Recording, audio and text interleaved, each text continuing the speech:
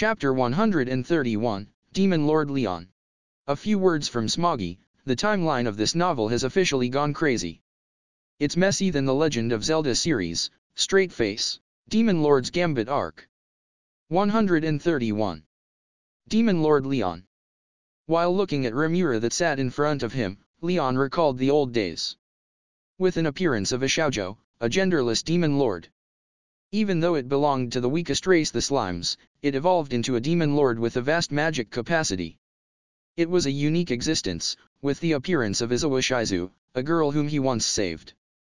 And he was someone who knew this girl, whom Leon was looking for. When you think about it, this is quite the peculiar twist of fate. Although a visitor from Earth, he came as a reincarnator with the memories of his previous life, an unbelievable occurrence. Moreover, he reincarnated as a monster. Such was Demon Lord Remuru, a being who met with this world's strongest species, dragonkind, who was fated to deal with Leon, and who attained absolute power. But doesn't this all appear as if it were all connected, as if someone was leading it? He thought. This all just may be pre-established harmony. TN note, pre-established harmony is the idea that while substances only affect themselves, God programmed the way they interact and harmonize with each other. Just look it up. However, Leon disregarded the idea and began talking about the girl Chloe. About 300 years ago, Leon came to this world. Rather than being summoned, the cause of this was being caught in the accidental occurrence of a dimensional distortion. Feldera has already been sealed then, and the Great Jura Forest has already been established as an inviolable zone. Despite the relative peace which the world had finally welcomed, Leon was thrown into it. At the time he was less than 10 years old. However, there was someone who he had to protect. There was a young girl who fell along with him. That girl was Chloe Obel. She was a childhood friend of Leon, a best friend. An existence he loved like a sister, his everything. That's why Leon, even as his body was being destroyed by rampaging magic, he forcefully suppressed the destruction with his willpower. With a strong will and feelings, a boy who was less than 10 had managed to control the magic that dwelt within him. As a result, he had obtained the unique skill Guardian. From his desires to protect the girl younger than he, the power to protect has awakened within him. Moreover, that wasn't all. By obtaining a hero's egg, a portion of the remaining rampart energy was obtained. Even at a young age, Leon had the qualities of a hero. It's alright. Because I will protect Chloe. Leon cheered up the young girl, who was crying endlessly, with a smile. However, the girl in Leon's embrace suddenly vanished. Despite the power to protect had just awakened with Leo. And so, Leon began the journey to search for Chloe. Despite the passing years, Leon never gave up searching for Chloe. Perhaps, she had returned back to their original world. So he considered. Even in their original world, however, Chloe had no relatives. If Leon didn't protect her, who would? In that case, all he had to do was to summon her here again. He learned of magic that could summon a specific person through appointing time and space. With his exceptional intelligence, Leon learned magic at an absurd pace. All to summon a single girl, and to protect her. However, his attempts ended in failure. Even the genius Leon could not exert magical power in a world beyond this one. Yet he did not give up and continued his research. An extreme magic that could only be attempted once every 66 years, for success he traveled the world. He learned from the fairies the method to be certified a hero, but they were so useless that it merely infuriated him. He seized from them 8 great spirits, and because it did not seem to have caused any great problem, he continued his journey. Having reached the pinnacle of human wisdom, he left into domains of the demon lords. Leon's thirst for knowledge was boundless. He would not hesitate to do whatever it takes for the sake of summoning Chloe.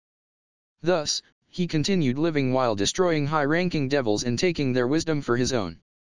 There were also those who wished to join as his subordinate, who were allowed to do as they pleased so long as they did not interfere.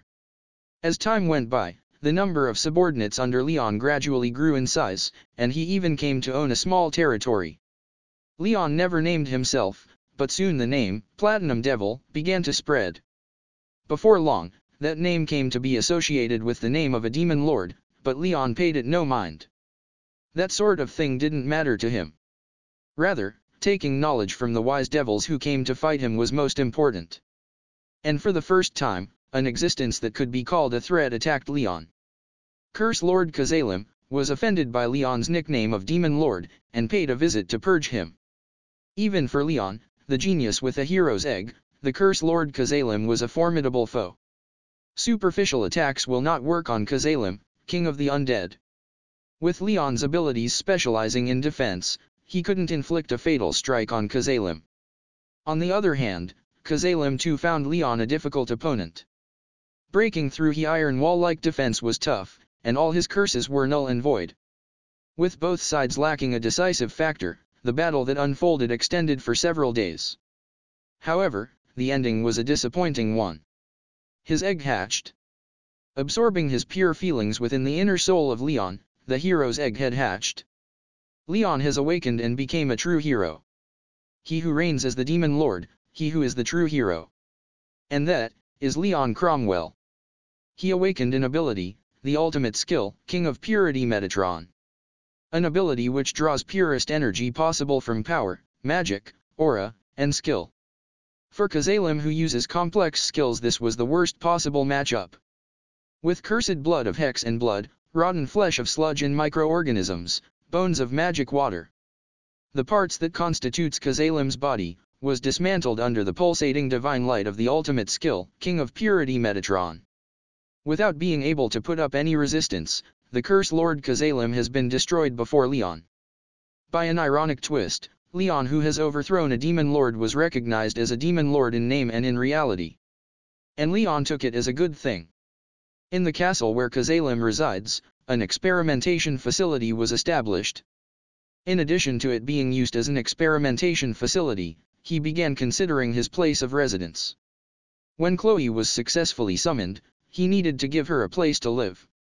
So Leon thought, and decided to get his own territory. And he discovered new lands to the southwest.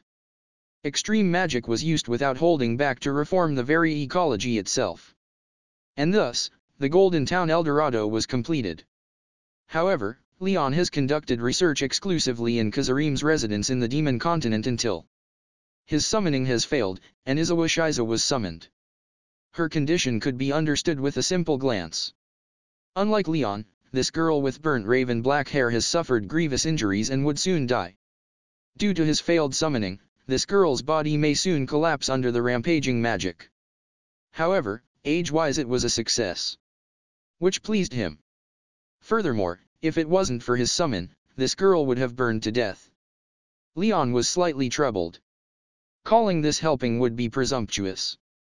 After all, she was summoned for his own convenience. If the girl was saved as a result, this was due to her own luck, and not Leon's efforts. And so he thought. And that's why. Although I thought you were trash, you seem compatible with fire. After saying so, the flame giant Ifrit was summoned, and possessed the young girl. The high-ranking spirit stolen from Ramaris's dungeon now proved useful. The girl was stabilized, and snatched from the jaws of death. After that, all depends on the girl's luck. It is not a result of his actions, but the girl's own, for she should be the one to strive to create her own path.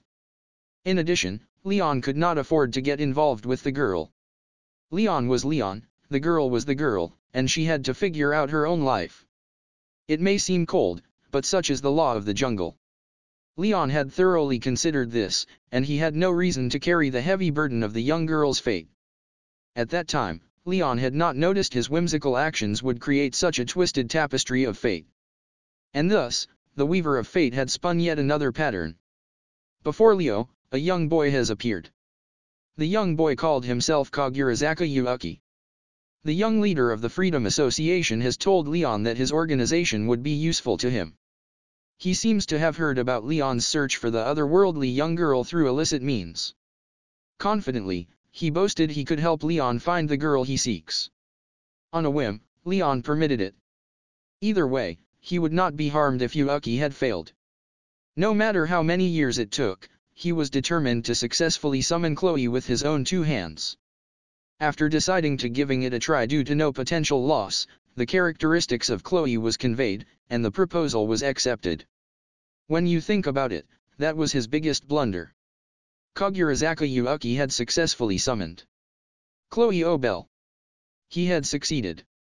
Not from another world, but rather from when Chloe and Leon first came to this world. In other words, if he hasn't relied on Yuuki, fate might have turned out differently. Chloe was summoned by Yuuki, met the monster called Rimuru, and traveled to the past alongside Hinata. Trapped in the laws of the perfect world, Chloe had awakened her own ultimate skill whilst repelling all external interferences. If it wasn't for Yuuki, Leon's summoning might have actually succeeded. However, that was something that already could not be determined. Whether Leon would eventually succeed in his other world summoning or not, there was no longer any point in speculating about this. Because the problem now was what to do in the future. Leon's story finished. The black tea has long cooled. While we were talking, time has slipped by. Or rather, the fact that Leon has been trying to summon Chloe was unexpected. When the hero attacked his facility, he had this strange unexplainable feeling he should avoid confrontation. And so, he decided even though he wouldn't say it to leave Shizu-san in the care of the hero who came, and said he would withdraw. When you think about it, it was easy to explain. Although there's no way Leon could have known, this was all a pre-established harmony created by Chloe's ability. I, to complement Leon's memories, told my side of the story. My encounters and farewells with Chloe, as well as Yuuki's actions. In addition, what Hinata and Ruminas told me about the current hero Chloe. Leon had believed the words I said, and shared information that would only be known to Leon. After the last of the cold tea was drunk. In other words, Chloe's currently under the control of Yuuki. Due to the unique curse, 3 absolute orders, Chloe could not go against Yuuki. Ruminas and I had tried to subjugate Yuuki, but unfortunately he was one step ahead and he escaped. From now on, when Yuuki makes his move, we will be fighting against him. Our objective is also to free Chloe. Do you think it is possible for us to cooperate? I got to the point. I thought about asking Demon Lord Leon to join forces against Yuuki, or so I did, but I don't particularly mind cooperating. My wish was to summon Chloe was a wish to protect her happiness. However, if there were any hindrances, isn't it natural that they be eradicated? Let's leave the question of whether Chloe really is the strongest aside for now. And, how do I even know you'll be at all useful in this? It seems we must first have a proper grasp of each other's abilities. Alright. If that's what he wants, then I'll present him with a blow as previously requested by Shizu-san. TN note, he meant Shizu-san's will to give Leon a beating. Chapter 25-ish? Okay. I understand. I'm fine with ending this bothersome conversation. You should prepare yourself. Unlike Ramirez, my punch isn't all talk. Fufu, come at me. We laughed at each other, and stood simultaneously. We headed for the training grounds, where Shin and the Silver Knight Alrose had previously headed. Led by Leon, we ventured into the palace. Sculptures and corridors of good taste from his hobbies decorated the halls, while glass walls allowed overviewing the view outside. This is a fantastically elaborate palace. Of course I don't say so and quietly follow behind Leon. We arrived to the training grounds. A magic formation was carved into one side of the wall, which seems to serve the purpose of absorbing and diffusing the energy absorbed within. With this in place, a bit of violence wouldn't be a problem. So I thought as we entered onto the grounds. Ah. Inside, Shin had an uncomfortable look on her face. And that person over there that looks like a dust cloth rag constantly twitching and convulsing seems to be the Silver Knight Alrose. I sudden felt cold sweat running down my spine. It's not what you think. He was earnest. And so in response I too got serious. However, while he was evading with teleport, I felt a tingling feeling and attacked. When I noticed, Alrose Dano was in this state. What the hell was that? I too am deeply troubled about this. Is that meant to be an excuse? I wanted to seriously look into the matter, but now's not the time. I quickly took out a full potion, and sprinkled it over Silver Knight Alrose. Afterwards, I had Alrose drink another bottle after he was finally conscious enough to drink. That W was my defeat. I did not expect Shindano to be so skillful. I am sorely lacking in training. Apparently, he seems fine. Now that's relieved, there's the problem child Shin. Oi, Shin. When I called, Shin instantly shrank and sat in Caesar. Did you properly understand our purpose for coming here? Of course. We're here to forge friendly relations with Demon Lord Leon, right? 1. Does she really understand? For some reason, I have a budding suspicion otherwise. Well, any degree of friendship I would happily accept, but a hostile relationship is certainly undesirable. We came here to negotiate, and yet you beat the other party's comrade Black and Blue. What were you thinking? No, you probably weren't thinking of anything. Choosing Shin as an escort was a failure on my part. I don't think it was the wrong choice leaving the competent Diablo behind in the Ingrasia kingdom, but that left me with no choice but to bring Shin. I think I lucked out considering the fact the other party was still alive. Leon. My apologies, my subordinate seems to have beaten up your subordinate. I apologized evasively. No, that was simply my subordinate acting immaturely. No need to worry. However, that really killed the mood. Yeah, it did. I originally intended to serve Leon a single strike, but this really killed that intense mood we've built up. I am not in the mood to fight. Let's save this for another day. Foo-foo. All right then. You and I are even, is that fine? Thank you. Even, huh? It would seem that fellow Leon doesn't intend to finish this with just one hit. It was this kind of feeling. It seems, he's the kind of person whose actions don't always match what he speaks. That's why Shizu-san too. However, if that's the case, this concluded without a fight because of Shin's efforts. So if this is the birth of our friendship, things have ended pretty well, actually. In the end, we were able to exchange useful information, and gave our consent for future cooperation. That said, this is only a verbal agreement that needs to be revised and memorialized. Even so, I think I will still proceed with Shizu-san's promise. Even though I didn't hit Leon, I think Shizu-san doesn't really wish for me to beat up Leon. The invitation was sudden, but I'm glad I accepted. After having a heart-to-heart conversation with Leon, I was able to get a grasp of his personality. Achieving one of my purposes, I returned to my own country satisfied. For Rimuru, this talk is a day's work over. However, for Leon this isn't the end.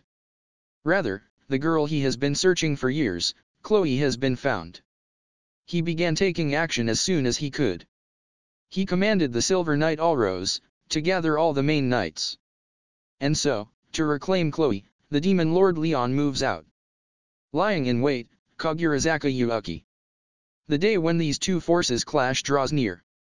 And that battle means that the fight between two bearers of ultimate skills will occur anew. Editor's notes. Wanshin is basically quoting what Rimuru said but in a way that would suggest she has no idea what she's saying. If you find any errors, broken links, non-standard content, etc., please let us know so we can fix it as soon as possible. Chapter 132, Kagurazaka Yuuki. Kagurazaka Yuuki.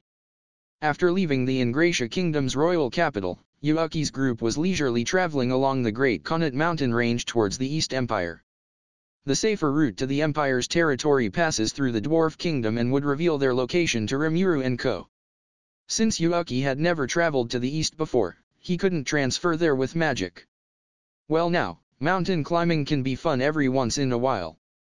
Yuuki spoke in a carefree tone while he tore apart a low-class dragon that had come to attack them. Kaguri responded by shrugging her shoulders while Yuuki's supervisors, who he'd formerly dispatched to several countries, and were his trusted retainers, remained silent, observing their surroundings quietly. Yuuki, bored by their response, looked up at the summit.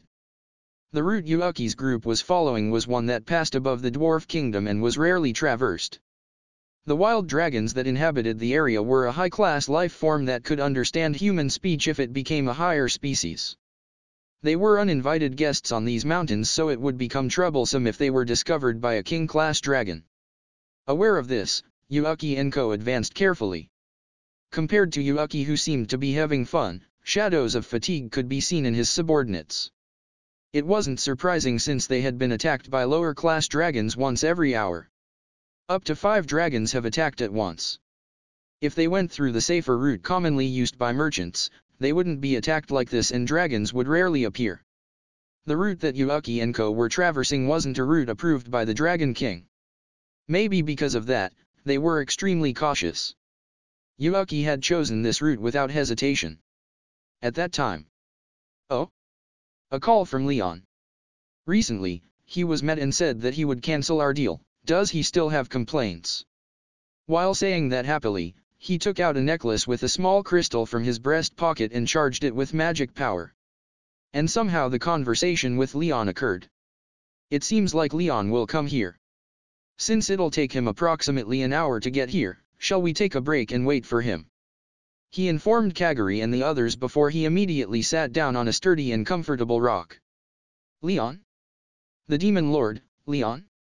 Will it be alright? Is there a possibility that it's the Demon Lord Ruminas and co? Is it fine for our location to be given that easily? So his subordinates and Kaguri questioned. It should be fine. After all, he was a regular client. Besides, even if the Demon Lords unite and come along, there's still Chloe. He replied optimistically. Kaguri and the subordinates realized that it was useless to even say anything now. And so, after an hour, they would face Leon. A meteor emitting golden lights appeared in the sky. Though it was daytime, the golden lights were clearly visible. It might have been guided by a detection series magic as it flew straight to Yuuki and co without wavering. It was the Demon Lord Leon and his knight subordinates. Leon was wearing a golden armor, and his colorful knights wore silver, black, red, and blue. Did I keep you waiting? Said Leon as soon as he landed. No, it was a nice rest. By the way, it seems to be urgent business. What is it? Yuuki answered with a radiant smile. I heard you were lying to me and could not be trusted. I came to find out whether or not it was true. Yuuki answered Leon's question with a smile. Invisible sparks flew between them, the tension around them instantly growing. Did you think you could use such a lie against me, a demon lord? Ahahaha. As expected, was my lie exposed? Even so, if you wanted to realize it, you should have realized it sooner. You're already too late, you know. With those words as a catalyst, the rock Yuuki sat on instantly melted into lava. It was the effect of a scorching magic attack. Yuuki left the spot quickly. The opponent's reaction to his response was as expected. In the middle of the conversation, Yuuki hadn't neglected to analyze Leon and his subordinates' strength. The problem was whether or not Leon would be attacking by himself. Were there reinforcements from the other demon lords? Was Leon just a decoy? Or was he alone? Depending on the answer, it would be necessary for Yuuki to switch strategies. Yuuki had expected this development since he'd received the call. Leon, as a high-ranking demon lord, he was not an opponent whose strength he could make light of. If that demon lord decided to join ranks with the other demon lords in a united front, it would even be difficult for Chloe to handle them by herself. Therefore, he chose this place. Hey, it's not gentle to attack suddenly. Your important girl is over here, do you know the word hostage? He called out to Leon in an attempt to agitate him, but... Don't worry, if you die, she'll be released, right? What I requested was a girl, around 8-year-old with black hair, named Chloe Obel. She's already grown up and is standing right there. Leon ignored Yuuki and denied his words strongly. Hearing Leon's words, the girl with black hair, Chloe, opened her eyes. Leon Uniakin? You're alive. She murmured lightly in surprise with a voice full of nostalgia. TCH, it can't be helped if it was exposed. I kept quiet about having kept Chloe-chan as a trump card against the Demon Lord, however. Somehow, for a certain period of time, I had forgotten about it. When I remembered, she had already grown up as a hero. Yuuki mocked Leon. Furthermore, he continued. Even so, it can't be helped, right? You are a wicked demon lord. To exterminate you is the hero's task, right? If you think about it, it is a pleasant miscalculation that Chloe grew into a hero. So Yuuki declared. Without letting his heart be disturbed by Yuuki's response, Leon said. Phew, is that the only thing you want to say? Then you shall die satisfied. Leon started attacking Yuuki with a high output magic. And so, the battle between Leon and Yuuki began. The heat wave from the magic closing in on Yuuki raged to violently burn his body. Yuuki looked at the heat wave with a refreshed expression, and a small grin floated on his face. Mostly, it was just as planned. But it wasn't going exactly as he'd wanted. He had considered the possibility of an attack from several demon lords, but judging from the current situation, it was only Leon. Hypothetically, in case the three demon lords, Rimuru, Ruminus, and Leon came to attack him together, the probability of winning would be small, even if he let Chloe participate in the battle. But it was an assumption that Rimuru and Ruminus would unite and attack him. It was unexpected that Leon would participate in the battle, but since Chloe was involved, it was certain he would have become hostile sooner or later. If he thought about it, it was unexpected that the girl, who Leon had entrusted to him, had become a hero. Ever since he'd learned of it, he had always been aiming for an opportunity to snatch away the sleeping hero enshrined by Ruminus. This was for the sake of obtaining a trump card against Ruminus. Rimuru was a suspicious reincarnated person from the same country as him and had shown an uncertain growth. He had planned to quickly get rid of this irregularity. But it ended in failure. Rimuru became a demon lord. Since it became like this, he had planned on making the children his trump card. He was going to gather trump cards against each demon lord so that he could take care of them with ease if he had to fight with them. His ultimate target was the subjugation of Demon Lord Guy Crimson. He was going to make as many demon lords abide his orders as possible in order to subjugate that absolutely strong person. Working vigilantly and cunningly, the demon lord didn't stand a chance at all. Milim was also an absolutely strong person, but she seemed easy to trick and couldn't be labeled as a threat. In other words, as long as he could defeat the demon lord Guy Crimson he would consider what to do afterwards, but in reality, such an unexpected thing had occurred. It was interesting. Yuuki felt a pleasant, exhilarating feeling in his heart when the plan didn't go as he'd expected. Kagurazaka Yuuki was a genius. When he was still in the former world, he had harbored dangerous dreams of destroying the boring everyday life. It was just that, in the former world, he hadn't held a fascination for the world's destruction. Earning money wasn't a problem for him either. If he wished for it, he could obtain it, but for him, there was already nothing he really wanted. When Yuuki had just become an elementary school student, his parents were killed in an accident. His parents hadn't made a mistake. They collided head-on with a truck whose driver had fallen asleep at the wheel, and died instantly. Only Yuuki, who was sleeping in the rear seat, survived. Yuuki had thought that it was unreasonable. The world was too unreasonable too, and he was too powerless.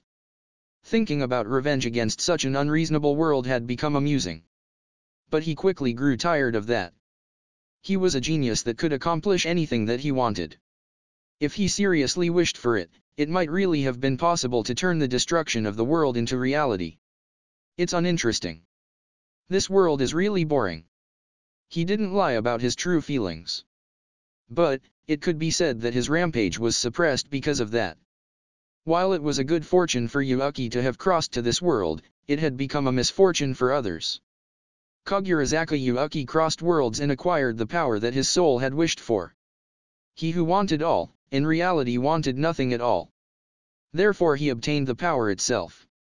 The Soul Power 3, to freely alter Essence 4 as Yuuki wanted. The name for it is, Unique Skill Creator 5.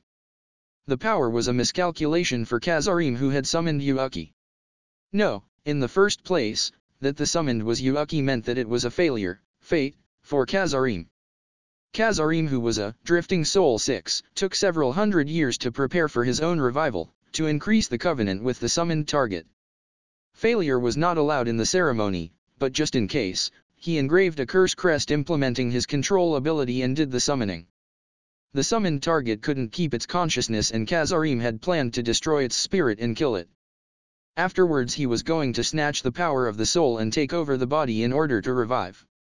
The covenant that should have been perfect was easily broken by Yuuki, the summoned target. With the power of the soul that Yuuki had obtained, the curse mark was reflected through reverse analysis.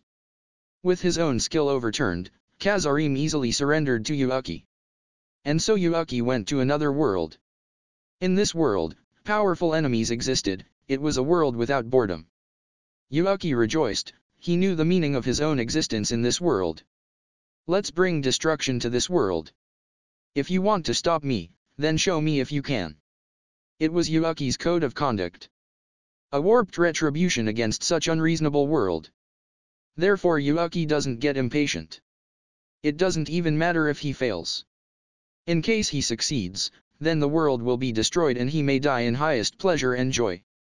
Perhaps he would create a new world and become its god, but Yuuki hasn't thought that far ahead.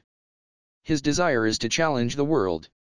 It's to fulfill his warped desire.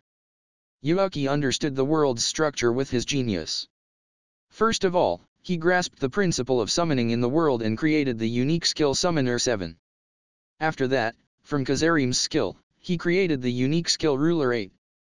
He created the ability after spontaneously comprehending the structure and changing it so that he could use it 9. After that, he would learn the skills he liked from the people he met and acquired a great number of abilities. Fitting for his status of a genius, he didn't need a lot of time to obtain overwhelming power. He obtained the unique skill Plunderer 10 from Hinata. Her mathematician skill wasn't necessary for him. The reason was that his thought speed was better. If it was in the former world, his impossibly quick calculation speed could have burned his cerebral nerves, but that wasn't an issue in this world. The reason is that when he was summoned to this world, his entire physical constitution was renewed and changed his body into a type of spirit life form. Thus, Yuuki exceeded the limits of this world. Yuuki was convinced that his power would be equal to a demon lord in 10 years. However, he couldn't be careless. Even as if he was certain of his power, when he noticed that his figure hadn't changed at all, Yuuki had already noticed that his lifespan was no longer of concern. It was unnecessary to get impatient. He would advance surely and carefully. Yuuki pushed his plan forward as slowly as he personally wanted. He may be able to defeat the Demon King, but he wasn't certain. Therefore, first of all he procured trump cards. Against Leon was the girl Chloe. Against Ruminaz is the sleeping hero. Against Rimuru are the children. However, the girl Chloe was the sleeping hero. He also lost Hinata, who had been under his control. However, it couldn't be helped. He made a contract with the hero Chloe. Against the hero who had just awakened, he attempted to control her using all the power of his unique skill Ruler. Yuuki concentrated all his energy into that one skill. Even though he did that, it was an existence impossible to completely control. He stopped all his plans and decided to control the hero. Soon, Hinata will come to rescue the children. At that time I will fight Hinata. Therefore, I want you not to interrupt. It was a mistake to bet against the hero Chloe who said could predict the future. According to Yuuki's prediction, the one who would come was Rimuru, who had become a demon lord. When Rimuru came, he was going to let Chloe fight him, and at that time he intended to gain control over him. But, Yuuki realized the optimism of his own thought as the bet resulted in failure. The hero Chloe was likely an existence outside of the world's law. Even with his ruling ability, she was an existence that couldn't be completely dominated. She was an existence he couldn't fathom, even with analysis. However, fortunately, he succeeded in engraving the curse seal on her. Even when he used all of his soul's power, it was still impossible to control her. Even so, he could command her for 3 orders. Still, this girl had immeasurable potential. But the plan failed completely. Even so, obtaining this hero still had some potential significance. Above all else, it was a mess. It had become very interesting. The demon lord Leon was before him. It was certain that this man was superior to him. Even with Yuuki's ability, he was an opponent that couldn't be read. With Yuuki's ability, he could analyze a normal unique skill right away. If he couldn't read it, then the opponent's rank was higher than unique skill. According to Kazarim, she said the attack was a current of light that destroyed all. It reminded him of the disintegration that Hinata used. It was the strongest holy magic. But Leon didn't need to chant, it also seemed that he could activate it instantly and without limit. Just thinking about it made him tremble with excitement. And confirmed. Acquisition of ultimate skill. Greedy King Mammon 11 succeeded. The voice of the world echoed. On this day, at this moment, in this place, the worst devil was born. 1 Truck Sanjie Kita. 2 can also mean unjust. 3 Tama Shii no Shikara power of the soul power spirit power. 4 Hanshitsu can also mean substance, nature, and reality. 5 Suzusha, so his unique skill make him technically a god. 6 Tadeo Seishin. 7 Shaukansha. 8 Shiaisha. 9 He uses the original skill as the base and modifies it to his use. 10 Gaudetsusha. 11 Guryoku no Ou, Mammon. King of greed / ruler of avarice etc. If you find any errors, broken links, non-standard content, etc., please let us know so we can fix it as soon as possible. Chapter 133, Leon vs Yuuki Part 1. 133. Leon vs Yuuki Part 1. The ultimate skill Avarice King Mammon is an ability specialized in depriving. As expected, the most heinous character was bestowed with the evilest ability. A moment prior, Yuuki was in an overwhelmingly disadvantageous position. Perhaps had Chloe joined the fight the tables could possibly be turned, but Yuuki wished to avoid that. The number of times Chloe could be commanded was set at 3 times. Moreover, an order was consumed via his first command, "Do not interfere with me." This was the greatest command he could achieve against Chloe's ability.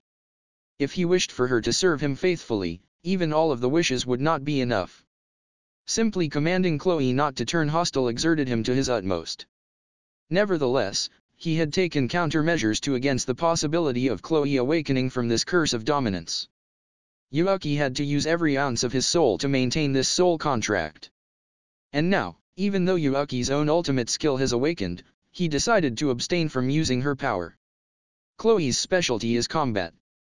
Even so, Yuuki did not fail to consider the possibility that Chloe was seeking to annul the contract every moment she was with him.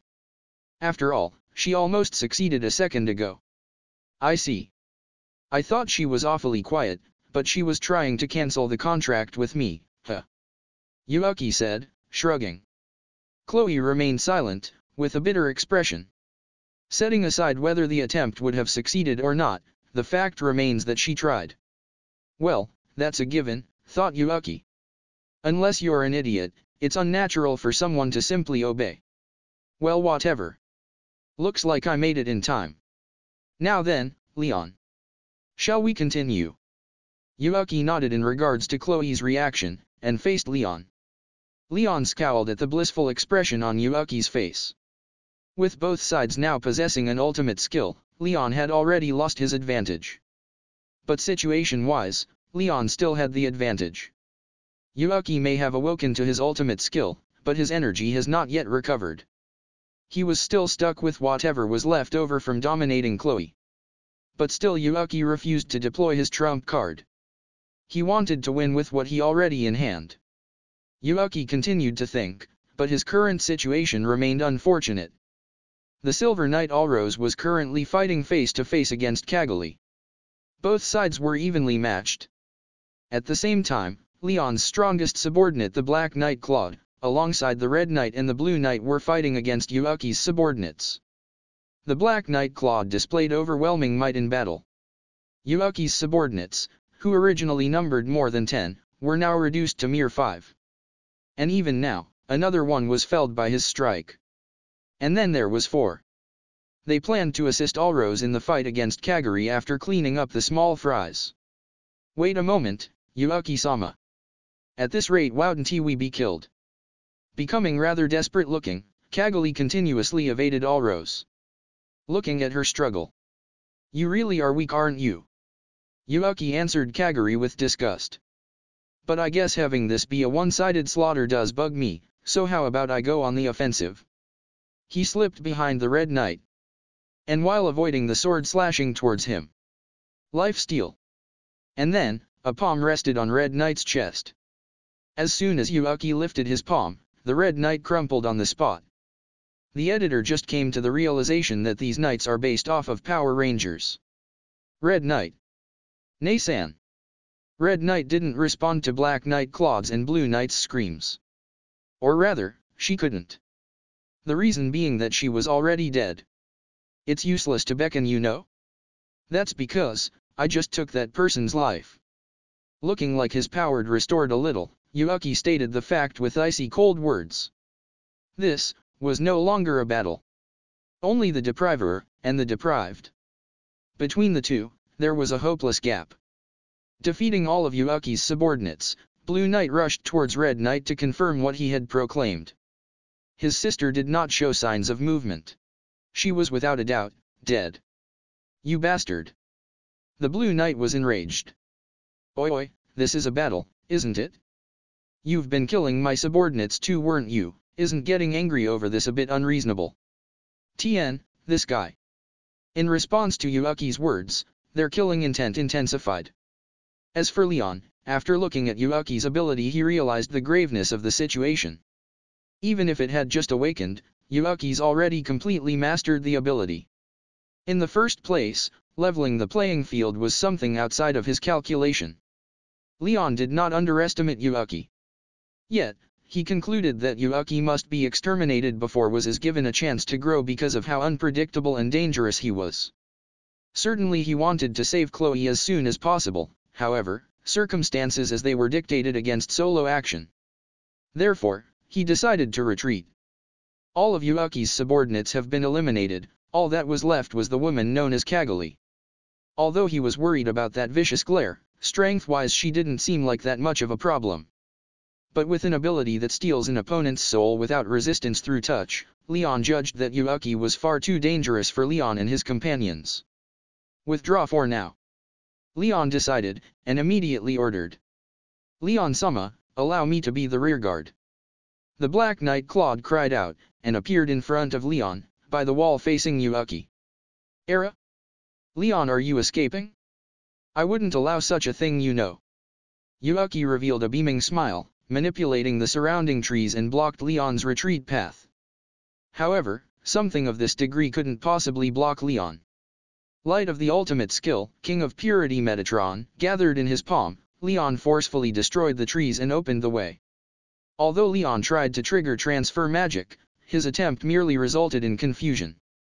Haha, you can't use transfer here, you know? Didn't you know? One of the reasons I chose this place was because it seals off any attempts of escaping via transfer. Yuuki said, happily. Then, without missing the opportunity from the failed transfer. Overwrite. Yuuki's hands touched Black Knight Claude's shoulder. Despite being caught off guard for an instant, Claude took evasive measures. Thanks to that, he didn't fall like the Red Knight. No, something was off, and when Leon noticed. Yuuki-sama, my name is Claude. What are your orders? The Black Knight Sir Claude kneeled towards Yuuki. The worst development had come about. What Yuuki can deprive was not limited to someone's life. Their life, ability, and even their mind. No matter how deeply their loyalty is embedded onto their soul, by rewriting the information in their soul, it's possible to instill loyalty onto himself. Such is the ability of Yuuki's ultimate skill, Avarice King Mammon. Ahaha, now excluding Chloe, it's finally a 3-on-3. We're finally even, eh? Yuuki laughed happily. As expected, you have a really fine personality, Yuuki-sama. But, Leon. Seeing you making that face fills me with endless joy. A joyful smile appeared on Kaguli, Kazalim. You bastard, what did you do to Claude? Leon asked. I just took your subordinates. Isn't everyone fine with it? If the target swore loyalty to no one, this skill wouldn't have worked. Overwrite is an ability that allows me to rewrite at whom the loyalty is directed. Yuuki, who answered cheerfully, turned to examine Claude to ascertain his feelings. From the looks of Claude, he has succeeded. TN comment, $20 betting anyone that this ability will fail to affection when they do fight. But this ability is surprisingly useful. He laughed, satisfied. Perhaps it was best to call this power evil incarnate. The higher their level of loyalty, the easier it is for them to fall into the hands of Yuuki. Kaguli was overjoyed at Leon's dire situation, and the Black Knight Claude, who had betrayed, naturally pointed his sword towards Leon without hesitation. As Yuuki claimed, Excluding Chloe, this has turned to a 3-on-3 battle. Moreover, the situation has become overwhelmingly disadvantageous for Leon. But even amidst this disadvantageous situation, Leon's heart did not waver. Considering Yuuki's personality, one ought to have expected him to set up some sort of trap. He doesn't seem to have activated the trap yet, however Leon has already understood the nature of this trap. TN note, Leon's name hasn't appeared, but I took the liberty to make it flow a bit better. A magnetic field that interferes with transfer magic, drifting miasma. Uncharted mountains where mostly dragons dwell and humans seldom come, a mysterious place. Intelligence has mentioned something akin to this place in their reports. It was. But even if his assumption was correct, and the trap had indeed been sprung, it would not cause Leon any inconvenience. In that case, Rimuru and Ruminez, who focus on the magical attribute, would be really troubled if they fought him. He murmured to himself. Her eyes sparkled for a moment when his gaze met Chloe's. Don't despair under these circumstances, her gaze conveyed her intention strongly. Looking at Claude, who was once a loyal subject, then looking back at Chloe once more, Chloe nodded faintly. Something can be done, is that it? Well, Red Knight probably can't, but... Yuuki must have thought that these circumstances were truly inconvenient to Leon, but he misunderstood that Leon really didn't care about his subordinates that much. He used them as long as they were useful, he had no duty to protect them. No matter which of his subordinates you ask, not one would expect to be protected by him. In fact, every single one of them would be joyful at an opportunity to perish as his shield. Even so, that doesn't mean they want to die. At one point he thought of retreating because his subordinates were a hindrance. Whenever Leon gets serious, people around him get caught up in it. Precisely because of this, he refused the work together with Rimuru and Ruminez. And when he thought to retreat, his subordinate Claude was stolen. This no longer was a situation he could allow to continue. Leon looked at Red Knight, and gently killed off the anger in his heart. Leon is a king, to waver at the death of his subordinates should not be something present. The enemy were Yuuki and Kaguri. Claude may be Leon's strongest subordinate, but he knows him like the palm of his hand. He's not Leon's enemy. Kaguri seems like a female devil that uses a familiar trick.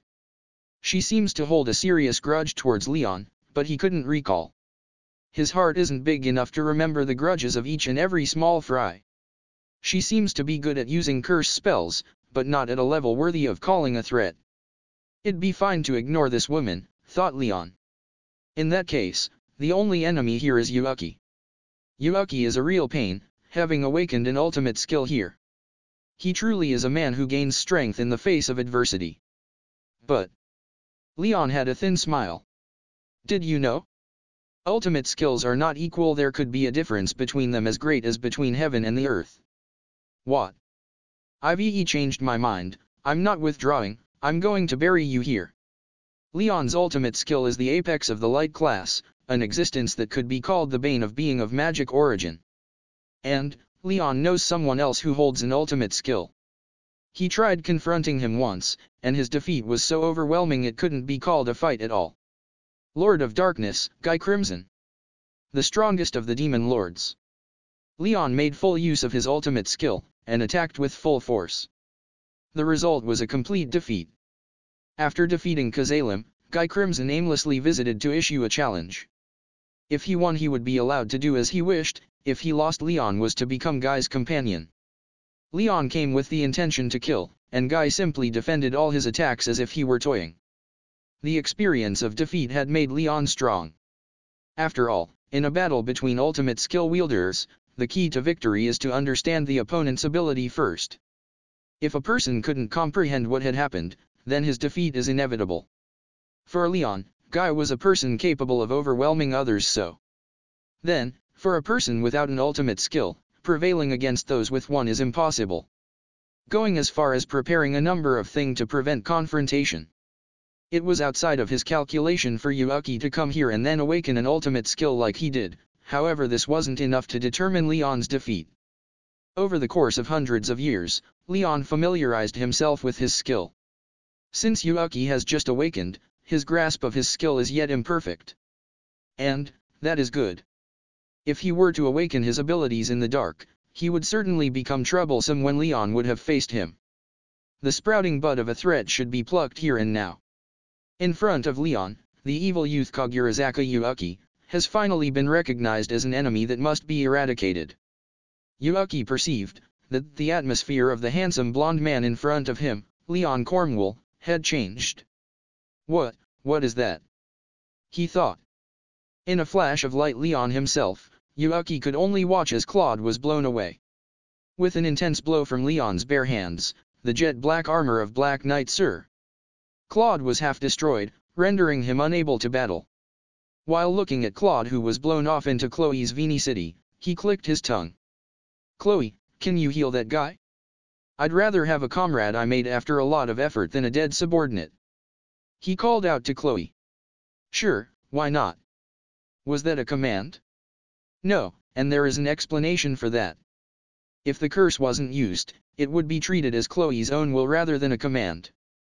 The exchange, which has been ongoing for a few days now, led Yuuki to be able to fight without much effort at this point. But Leon's current attack speed was at a level where Yuuki could barely react. It seems, the Demon Lord Leon is seriously enraged. So he was this strong. Even with my abnormal strength, catching that would be dangerous. I deliberately tried to anger him, but I guess I failed. TN note, oh no, it was a success. It was a little too big of a success in fact. In fact, even in this situation Yuuki is thinking playful thoughts. You guys, return first. And then, inform the Ruminas and Rimuru as to what happened to her. Silver Knight Allrose and Blue Knight could only nod at Leon's instruction. If Leon, who was their master, fought seriously, they noticed that they would only be a burden. Moreover, they feared to cause him trouble if they were stolen by the other side. Even though his sister was killed, Blue Knight didn't fail to calmly comprehend the current situation. They quickly withdrew without a complaint, confirming the two that are swiftly preparing their escape. I won't allow that. Cagali tried to interfere with her puppet trees. You bastards seem to be underestimating me. Under the light that Leon released, all the trees crumbled and disappeared. Gee. Noticing that Leon's attack was directed at her, Cagali quickly darted behind Chloe. Wait a moment, Chloe-chan. You're protecting me too, right? Imprudently, Kagari tried to muddle into Chloe's defense barrier. And much to everyone's amazement, I don't particularly mind, answered Chloe. Well, as expected, Chloe-chan truly is kind. As expected of the hero. Cagali looked happy and joyfully rubbed Chloe's cheek with her own. Chloe pushed her away with disgust. Oh well, the order of things have merely changed, said Leon. Hey, Yuuki-sama. Can't you hear what he's saying? Do you seriously think you can win? Remembering the traumas of defeat, the frightened Cagali cried out. She clearly abandoned any hopes of appearing composed. After all, even after several hundred years there stood Leon's figure. He had mentally scarred Cagali. You really have a wonderful personality, you know? Just shut up and watch how I win this. In reality, Yuuki was not sure he had the ability to say that. When Leon's subordinates escaped, he considered giving chase, but Leon's current state dissuaded him. Clearly, there's time to spare for Leon, and ignoring him would be a suicidal act. Cagali was careless and still alive only because she wasn't being directly targeted. No, perhaps he merely returned the favor of Yuuki having overlooked the escape of his subordinates. And probably, that light released from Leon's skill is an attack that would engulf surrounding people in it. He merely avoided using it to not hurt his own subordinates. That's probably how it was. Now I've done it, I feel like I've tread on the tiger's tail. TN note, it's a Japanese idiom, meaning he's taken a great risk. Even as Yuuki was thinking such things, a smile crept onto his face. Truly, if he had asked Rimuru and Ruminas for reinforcements, Yuuki wouldn't have stood a chance. He would have to use his trump card, and even then he would likely fall. And even if he played this card now, Leon would be defeated, but Yuuki was also lose. Now then, what could he do? With Chloe the battle would be won quickly. But to use her to kill a single person Leon would be a waste. and perhaps he could somehow manage against a single demon lord. In that case, all he had to do was to try. He has finally acquired an ultimate skill, it would be a waste not to test it. Now then, Leon. You are more dangerous than you appeared. Even so, victory will be mine. Say as much bullshit as you want. You underestimated a demon lord. Time to face reality. Their auras clashed, creating lighting which flashed between the heaven and the earth. No more conversation could be had. Naught but battle remained.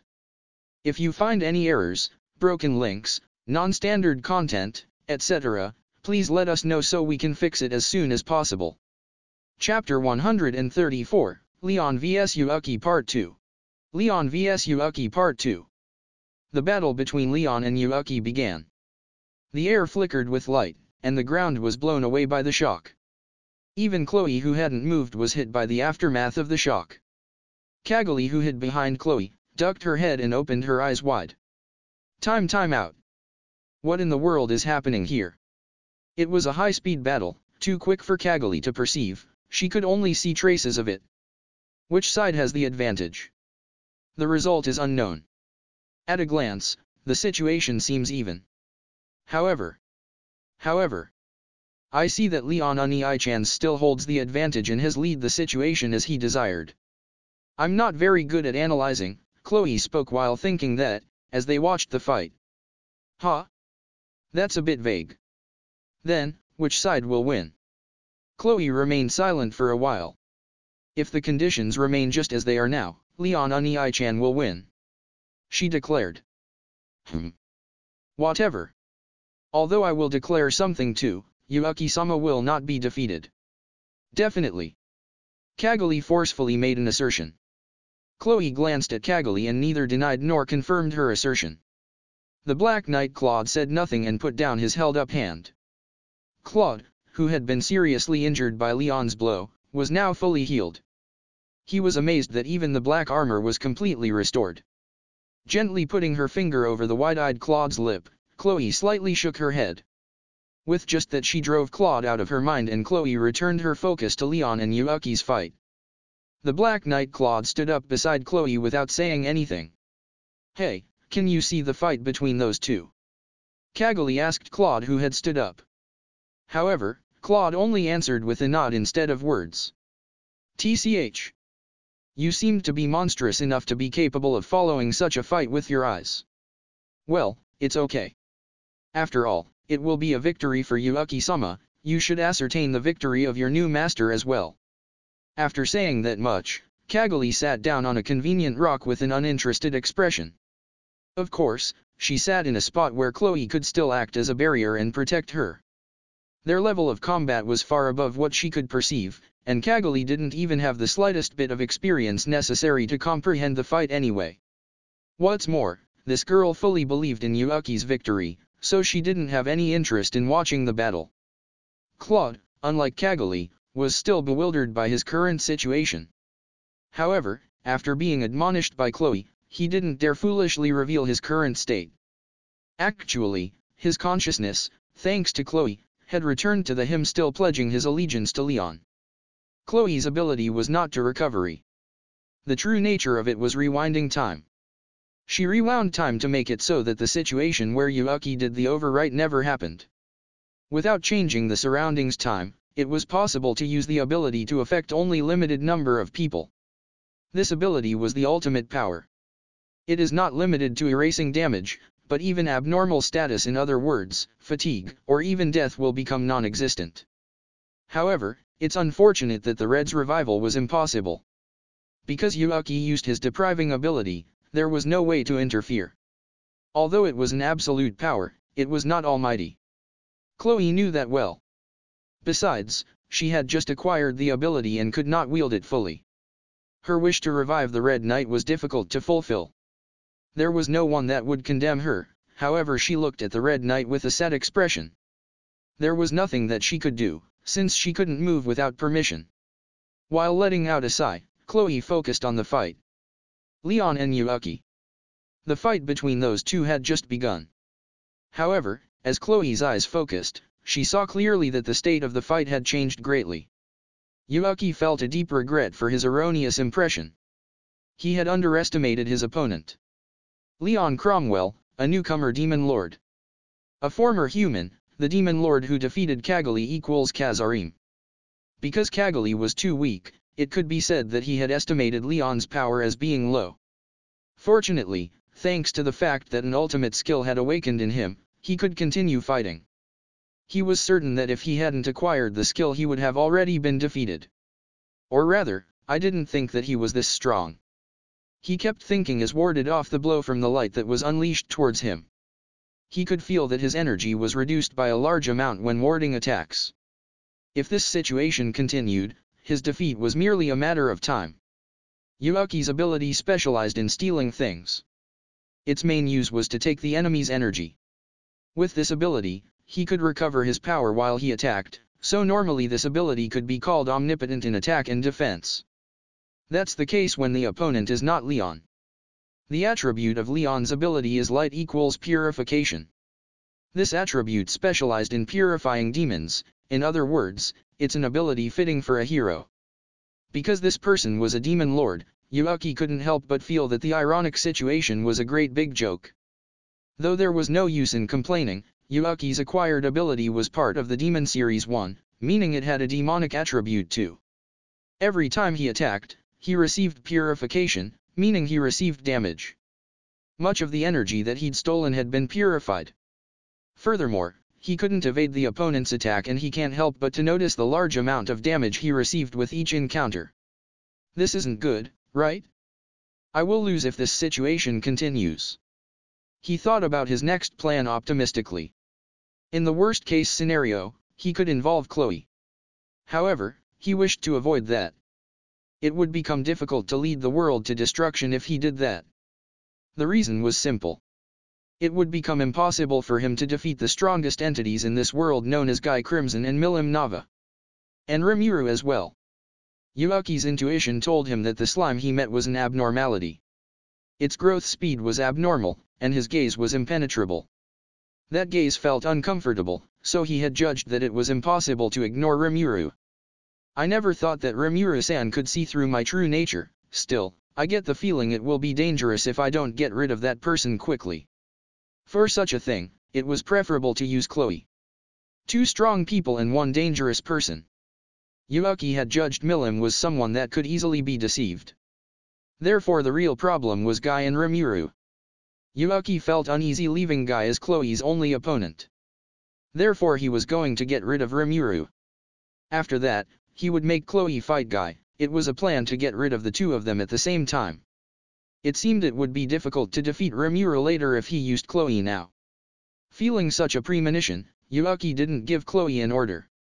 Well then, what did he need to do right now? The best he could do in the contract he made with Chloe was for her not to disrupt Yuaki's decree. However, it wasn't a problem for petty orders. Chloe probably was a good-natured person, so if he requested it of her, she might listen. But withdrawing from here would still be impossible even if she protected Yuaki and the rest. If it had been Rimuru and Ruminas that had come over, it would have gone just as planned. Yuaki let out a sigh and decided to discard his hesitation and use his trump card. He regretted that he had misunderstood Leon's strength, and after he escaped he needed to reflect on this. He needed to make a decision soon, since his imminent defeat wouldn't be a joke. Haha, Leon. I'm sorry. I underestimated you too much. Therefore, I've decided to use my trump card. Phew, do as you like. It will be useless. After putting up such a bluff, please don't say something cowardly, okay? Yuaki activated the combined ability of Summoner and his ultimate skill Avaricious King Mammon, and a very large magic circle began to appear on the ground. Within the circle were numerous corpses composed of Yuaki's subordinates and the Red Knight. Their bodies began to expand and became lumps of flesh. Then the wriggling, wicked thing that crawled out of Yuaki's magic circle mixed with the lumps of flesh. It let out a roar in fury. In the past, the originator of the dragon race, Star King Dragon Veldanava, had given his daughter a dragon as guardian, pet. 3. The dragon possessing great power had fallen into a trap and was killed by a certain kingdom. When the girl, its master, evolved, its body was changed into a chaos dragon, full of fiendish power. Unfortunately, it lacked a soul, making it transcend beyond the confines of good and evil into an incarnation of destruction. It was said that the girl, grieving over the said twist of fate, sealed the dragon where nobody would find it. However, after many years and months had passed, Miasma 4 was released from its body, running the surrounding nature. Naturally, the Freedom Association received requests to investigate the cause of the wicked miasma. Awaken, Chaos Dragon. Your true master is me. Using the awakened dragon, he was going to get rid of the pursuing demon lord. In his original plan, he was going to escape while the dragon rampaged. However, it was different now. Right now, by using the ultimate skill Greedy King Mammon, the Chaos Dragon's master was Yuuki. The Chaos Dragon that had just awakened, released an overwhelming pressure, and absorbed the surrounding magic power to build up its own power. As a direct descendant of the dragon race, its total length exceeded 20 m.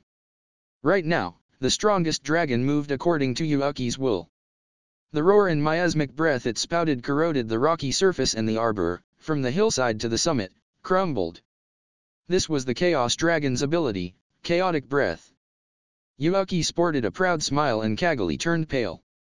Though it wasn't visible in Claude's expression, it looked like he believed in his master Leon. Chloe clenched her fist. If by any chance Leon was defeated, she decided she would destroy the Chaos Dragon with her own hands. Ha ha ha. What do you think? This is something that you can't deal with so easily. Right now, if you swear fidelity to me, I will gladly make you my companion. How does that sound? Leon laughed scornfully at Yuuki's proposal. He had predicted this development. Furthermore, he hadn't obstructed the summoning. That was because, as expected, it was a Chaos Dragon. You're a fool. To revive a revenant from ancient times, do you wish to incur the wrath of the Dragon Princess Milim? It will be transmitted to Milim as soon as I cut the soul's connection. At the end for you, Kagurazaka Yuuki. I see. You realized it and didn't let me do as I pleased. Even so, won't you already be dead before Milim arrives? Fufu, do you want to try and see? Erasing his expression, Yuuki gave an order to the Chaos Dragon. Kill the enemy before you. The Chaos Dragon was certainly strong. Its power was second to the dragonkind and seemed to reign as the strongest monster that appeared in nature. However, this mindless monster didn't have any wisdom. It was an incarnation of violence that just rampaged and attacked without reason. In case the previous demon lords hadn't awakened, it might have exceeded them in brute force and overwhelming energy. However, Leon was a genius, moreover his attribute was light equals purification. His existence was such that could be called the natural enemy of the Chaos Dragon. I will say it once more. You are underestimating me. The reason I deliberately gave you time for the summoning was to show the difference between our powers, and that what you have done today, in this place, is fruitless. I will show you a piece of my power. Leon was wrapped in a golden light while he talked. Golden wings, constructed with pure light energy, appeared on his back. His wings resembled the wings of the angel race, but in reality his wings were totally a stream of light itself. And, he held the flame pillar, Holy Flame Rapier, 5, which had manifested in his right hand. It was a mythical class, God's, 6 rapier, the strongest sword in Leon's possession. A pattern of beautiful bluish-white flame stood out on its flexible, thin blade. Leon held a golden circle, golden round shield, 7 in his left hand and the rapier in his right. It was a legend-class shield as good as armor, but it had high defense ability because it was mixed with Leon's holy aura. In reality, the shield could suppress the damage from an attack of demonic attribute by reducing up to half of it with purification. Fully armed, Leon glanced at Yuuki, who'd lost his smile, and then moved his eyes to Chaos Dragon as though he had lost interest in Yuuki. And then, it seems I will incur Milim's hostility if I kill you. Since that's the case, I will only make you fall asleep again. O holy spirits, flutter. Triangle Pyramid, Sacred Tetrahedron Demon Sealing Barrier, 8.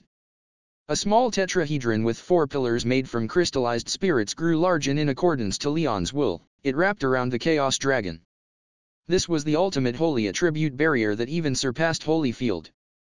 The barrier that Leon had constructed was given the effect Eternity, where the captured person was confined. It was a high-class sealing technique that rivaled Infinite Prison. No, the effect may even surpass Infinite Prison if the target had a demonic attribute. With the existence of this barrier, Leon could possibly win against Guy just once. Of course, if it was Guy, he would instantly sense the danger of the barrier, and not get caught by it. Therefore, not to Beatty's paragon, but the success rate against Guy was only about 1 in 1,000 attempts. However, if the target was a mindless monster, it couldn't defend against this technique. The poor Chaos Dragon struggled to break the seal, but its resistance was futile. Furthermore, when the barrier's effect activated, it sucked the magic power from the Chaos Dragon and used it to reinforce the barrier's strength. When it came to this, its movements were already sealed. It wasn't like the life cycle barrier that Milim had erected. No matter how much energy the Chaos Dragon possessed, as it was, it could vanish before 100 years had passed. In this matter, Leon thought that Milim could possibly resent him for this, but if he released the seal and handed it over to Milim, then it would be fine. It would be troublesome to incur Milim's wrath, but it wasn't really something that he should be thinking of right now. He modified the barrier settings, so that it would immediately be buried under the ground. In the end, the Chaos Dragon was sealed again an instant by Leon. This could not be called a battle, it was an event symbolizing Leon's overwhelming strength. Well then, did your trump card end with this? If it's over, it's my turn now. Leon looked at Yuuki and spoke mercilessly. Leon had completely settled the situation in his favor and Yuuki's chance of victory could be deemed as non-existent. But... ahahaha. I never thought that a demon lord was amazing, to this degree. Honestly, I underestimated it. Even so, I already took the source of that dragon's power, I don't need it anymore. I have restored the damage I received from you. Then, should I get serious now? Exactly as stated by Yuuki, his both hands were covered with dragon scales, his body was covered by the same miasma that had covered the Chaos Dragon not long ago. It was almost like it had transformed into an ominous black armor resembling the scales of dragon. Leon recalled the buried barrier to himself. You bastard! He shouted at Yuuki. The Chaos Dragon became bone, it weathered and then crumbled. It was the result of the dragon losing its power.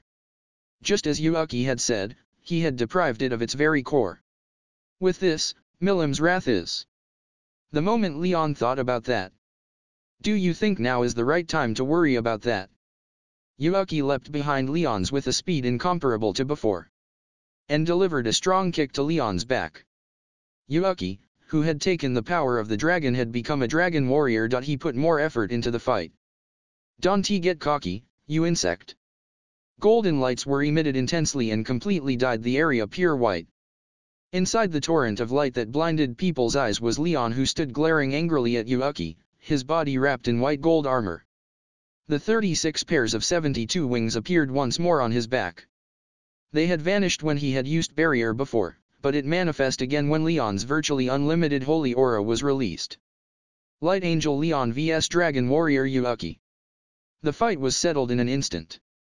Leon, who burned with anger, delivered intense attacks towards Yuuki without giving him the chance to counter-attack. With a flowing elegant thrusting speed that approached the speed of light, Leon's flame pillar made Yuuki's entire body instantly became bloody. The ominous black armor that was the crystallization of the Chaos Dragon's power was smashed to pieces, unable to withstand the sword endowed with the power of purification. As for the difference in power, the gap was vast, like that between an adult and a child. Damn, it can't be, to this extent. Yuuki felt his own ego weakening, seemingly disappearing. If this situation continued, it would not be not good. If things kept going like this, his defeat was certain. Above all. Well then, will it be my turn soon? Not yet, I'm not defeated yet. Yuuki gathered up his disappearing consciousness. Didn't I said it would be useless?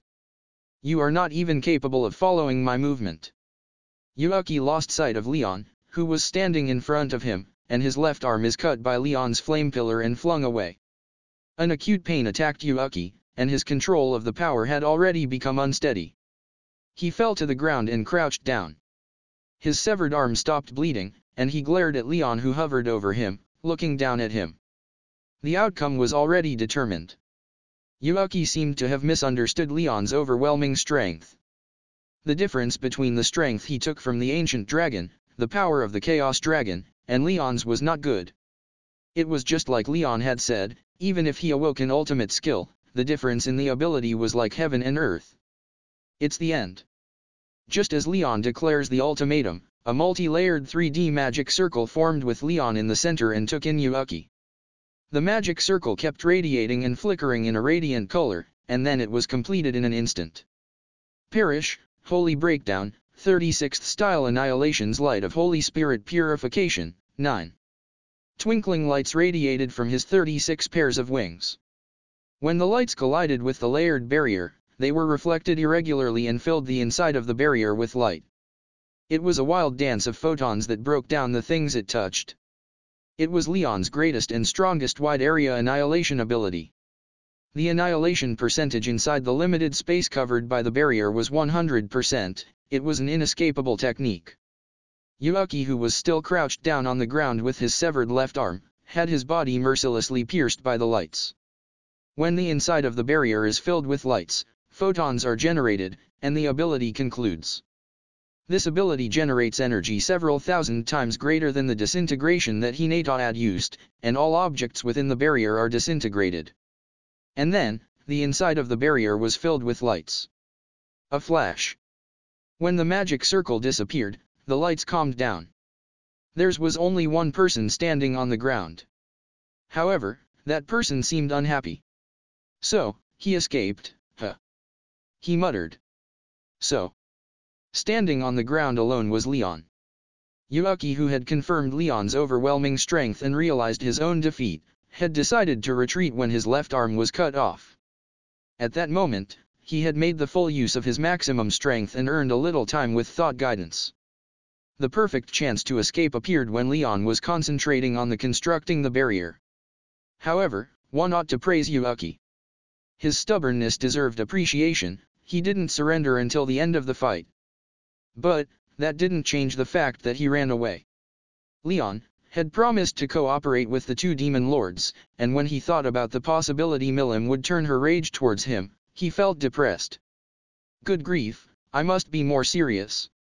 It seems that the goal of obtaining Chloe's freedom would be delayed a bit longer, since Yuuki had escaped. This strategy was a complete failure. It could be said that the moment Yuuki succeeded in retreating, he had strategically won the war. Leon had won the battle but lost the war. As Leon thought of the future, there was a complete lack of the taste of victory, and he sighed. 1 Akumake, Demon Series/System. 2 Mazaka Ci, Demon/Devil/Evil/Demonic/Magic Attribute/Property. 3. Go Iraiu, Peto, Guardian Dragon equals Pet. This dragon will get more role later, spoiler. XD. 4 Shauki, Miasma, Noxious Gas. Players of Tales of series will know what this is. 5. Hijiri Hanu Hosoken, Flame Pillar. Hosoken can mean thin/slender sword equals rapier. Asuna from S**o use this as her weapon. 6. Shinwei Kyu, Gatsu. 7. Ugon Entate, Gorodo Sakuru. 8. Time off Yusenka Kyuzui Hijiri Kekai, Torei Anguru Pyramido, can mean tetrahedron-shaped holy barrier to seal the demonic being. 936, 36 Shiki Hijiri Jukaraiko Gekametsu Hikaru Ihao, Horaburakodon. If you find any errors, broken links, non-standard content, etc., please let us know so we can fix it as soon as possible. Chapter 135, After the Incident. Clown's note, I bet you're sick and tired of hearing this, but, I'm sorry for the delay. Just finished writing a 17-page memorandum on granting a summary judgment in the Fourth Circuit for a 42 USC 1983 action. I'll see if I can finish another chapter soon. Demon Lord's Gambit Arc. 135. After the incident. Leon's subordinate, a knight clad in silver, Allrose suddenly appeared before me. Without dallying even a minute after his arrival. Leon-sama is engaged in mortal combat with Kagurazaka Yuuki. We beg for your assistance. He exclaimed. Leon, you bastard, you slipped out before we agreed on a formal alliance? I mean, I don't really have an obligation to assist, but... oh well. I guess this gives me a chance to steal Leon's prey. Besides, it would suck if Leon just kicked the bucket from hubris. And I wouldn't want to let Yuuki slip away again. That kind of dangerous guy needs to be killed as soon as possible. I guess I might as well go. All right. Lead the way. Right this. I decided to interrupt Allrose, and said. Actually, I'll just tap into your memories for a bit. I entered his mind without waiting for approval. And easily established a thought link. He did consent to it, afterwards. I then contacted Benimaru and Shin and had them begin Yuuki subjugation preparations. Even as I was communicating with them, I was already stepping through space towards the battlefield. This is the first time I rely on others' coordinates to make the jump. Even though I am slightly anxious, I have faith in Raphael's support. Thus, without a single blunder, we successfully appeared in the skies above the battlefield. Shin was surely running late. But I have Ranga in my shadows, and I can just summon Feldera if need be. First things first is to save Leon. Is what I thought. But by then Yuuki had already escaped. What the hell? Seriously? Now then, this is the current state of affairs. The land was deformed, reflecting a wonderful battle. Pieces of the mountain were gouged out, and the nearby forests rotted. The grounds itself reeks of death, and a single, beautiful, crater was in the center of it. The size of the crater basically tells me that this was a typical battle manga-style battle. But wait, aren't we over the dwarf's kingdom? Though there's a lot of rock between the top and the kingdom itself, with the battle at this scale I wonder if they caused any earthquakes. By the looks of it, I can expect at least magnitude 4. I can't see below, but I guess there might be some casualties. This isn't a volcano, but if an earthquake is bad, people might have died. We should check the kingdom out. Just when I thought so, Shin appeared. Hey, go see the dwarf's kingdom. If there's lots of casualties, help out. And tell the king I said hi. Understood. What about the enemies? Oh, they already ran away. It's not dangerous anymore, so don't worry. And please try to be polite. I sent Shin off.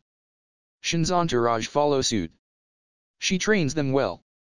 Wait, don't I recognize 3 people with her? Aren't those Demon Lord Dagrul's sons? Is that fine? To bring another Demon Lord's sons to battle? What do I care? I'll just pretend I didn't know. I'm not responsible. Not how it works, you say. Nope. If it bothers you, you lose. So let's pretend I never thought any of this. Rather, let's go talk to Leon. Well. Leon, care to explain? Leon is sorting through some meat. Seems like he's digging out a red lump of, it's parts of a woman clad in red armor. After locating the woman, he cleaned up the rest of the flesh with a purifying light. When he was finished, he finally looked at me. It's as you see. He said, with a look of, don't you get it? I do get it. I wanted to scream at him. I want to hear it from you. I responded with a smile. Did I just see a vein pop on his head? Is this silent gentleman mad at me? If I were a girl, would he still be mad at me? I guess he would. Definitely. We too like to hear an explanation. Of course, in grand detail, Leon. Wonderfully timed, Ruminous. She dropped from the sky with her 7 sages. Seems like Leon sent for Ruminous as well. And she actually came to help. She actually came when called by a person she barely knows. Humph. So you came. I thought I could handle that human Yuuki. My bad, I let him get away. I underestimated him. Leon confessed when we both pressed on. But before he explained what had occurred. In the midst of gouged earth and rotting forests, an elegant tea set. The 7 sages began preparing tea. As Ruminous was lying relaxed on a sofa they sat, and Leon was sitting in an elegant chair. Hey, just how comfortable are you going to get? Please, here. A sage with a young voice directed me into a comfortable chair. And I sat. It was really comfy. What a fine chair it is. Another sage was fanning Ruminus. Our tea party would have seemed eerie to onlookers, but I guess I shouldn't mind it. Well then, explain. Ruminus said, and Leon began explaining. In short, after my visit Leon decided to attack Yuuki alone. And the result is as we see here. There's two reasons why he didn't invite us. He underestimated Yuuki and didn't want to reveal his power. In other words, if we fought together would you fight at full strength? Ruminus and I had trouble responding to Leon's question. Why, of course we would. We trust thee. Ruminus responded with a smile. What a blatant lie. Wait, weren't monsters unable to lie? I remember that our existence gets erased or something like that. Solution. Beings who have surpassed the bounds of flesh, those who achieved spirit bodies are able to lie. Ah, I see. I guess Milim can also lie without a problem. So if you're strong it's alright. Whether that's right or not, who knows, but let's proceed on this assumption for now. As for Rumina's lie, well, maybe it's not a lie, maybe she would have fought with all her might, whether we came here or not may not have changed the outcome at all. After Yuuki had awakened his ultimate skill, we might have just hid our powers and managed to stall him. Frankly, I too was willing only to reveal gluttonous King Beelzebub, and hide the rest. We are fellow demon lords but are hardly friends. No, we are allies, but that doesn't mean I can trust them with my life. I had no choice but accept Leon's words. In the very end, Leon lost a subordinate and Yuuki escaped death. But fortunately, the Black Knight Claude was able to sneak into Yuuki's camp. Yuuki had brainwashed him once, but Chloe set him straight. Her methods are unclear, but we should be fortunate that she can reverse mind control. Yuuki probably did not notice, so Claude will continue to spy on him. And yet we must stay vigilant against Yuuki's ability. Steal life, steal one's heart. And convert another's energy into one's own, what ability could it be? Solution. He likely possess ultimate skill greedy King Mammon. Huh? You know that much? Seems like Raphael was able to arrive to an answer in a second. Seems like it is a higher level steal ability, and Raphael does not think it dangerous to me at all. Among skills of our level it is the weakest. Where does Raphael get all that confidence from? And is it just me, or did Raphael seem really smug when dissing Mammon? Well, we should be fine as long as we don't let our guard down. After listening to Leon's explanation we decided to wait for Claude to contact us. The only problem remaining is the fact that Milim's pet dragon was resurrected. And it's a big problem. This really will be a pain for us to solve. Oh, you are friends with Milim, right? I'm glad to have you here. Leon said with a bright smile on his face. Why did he suddenly become so happy? Wait, this bastard isn't planning. Well, we have heard enough, and 'tis time for us to bid you adieu. Ruminus is ready to dash. How devilish. Well, she is a demon lord. So I guess I am the one at fault for expecting her cooperation. Though I could never hope to be forced to clean up this mess. All Rose and Blue are kneeling in front of Red Knight. They can't possibly think her to still be alive. I looked closely. She is 100% dead. Normally that would be it, but... Hey, Ruminus. Can't you reverse death? TCH. Do not spout others' secrets, plebeian. Ah, my bad. But hey, look here. With an empty apology, I called Ruminus over. Ruminus came over, despite preparing to leave a second ago. We see, she may be dead, but she may live agony. Ruminus pronounced her judgment after looking at the girl. This girl still has her soul. 2 souls to be exact. Really? Sis is alive. Nay, she is not alive. Nor is she dead. Death is but a state of the body, true death is the vanquishing of the soul. This girl still has her soul. So she is not dead. But this is strange. Why did her soul not disappear upon death? Normally, a soul disappears when its vessel is destroyed. Beings like I can survive death of the flesh, but normal monsters and people are different. So how could this be? Solution. Mammon's ability brings one's life to absolute zero, but this is merely the state of apparent death. I see, thank you Raphael-sensei. Now then, why does she have two souls? Did you catch on already? Solution. I have, Chaos Dragon's soul is mixed in with ERS. Nor is it in its cursed state, but rather has been purified. Seriously. If there's no curse, we can revive them both. More than avoiding Milim's wrath, we would attain her eternal gratitude. Hark, you all. We must resurrect this girl at all cost. I have caught on something amazing, and wish for you to listen. And thus I told them about Raphael-sensei's conjectures. Judging by Blue's words, they must be related to this red one. He seems like he wants to say something, but Allrose is preventing him from doing so. When demon lords converse, mere servants have no say. But it's his own sister, so he can hardly contain himself. I'll keep his thoughts in mind when we make a decision. We can separate their souls. I have a jewel to plant the soul into as well. Using it as the core, we would be able to resurrect the dragon. But it would greatly weaken, which is the problem. But Milim will probably be fine with it. I don't think she would want him for his strength. To that end, we need to resurrect Red. So Rumina's help is needed. Dr. Rumina's, it's time you reverse death itself. She probably doesn't want to show us this skill. With a face full of displeasure, she eventually gave in. I guess she also doesn't want to see Ahmed Milim, or maybe she's just nice. Rumina's, you aren't at Tsundere by any chance. Say it again and you're dead, was her response. Since it seems a bit dangerous, I think I'll end the teasing here. Red was revived, resulting in Blue crying in thanks to Rumina's and I. Just leave me alone, I didn't do anything. Thus the post-battle cleanup concluded. I deposited the jewel into my stomach. As for Milim, it was unanimously decided, without a single word, that I'll be handling it.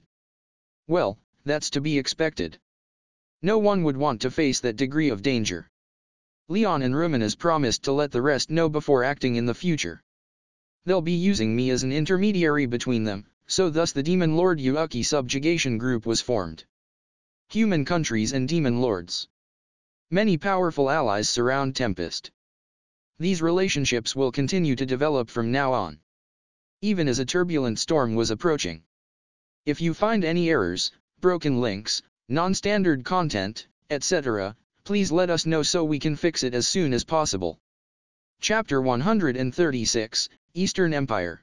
136. Eastern Empire. The Eastern Empire.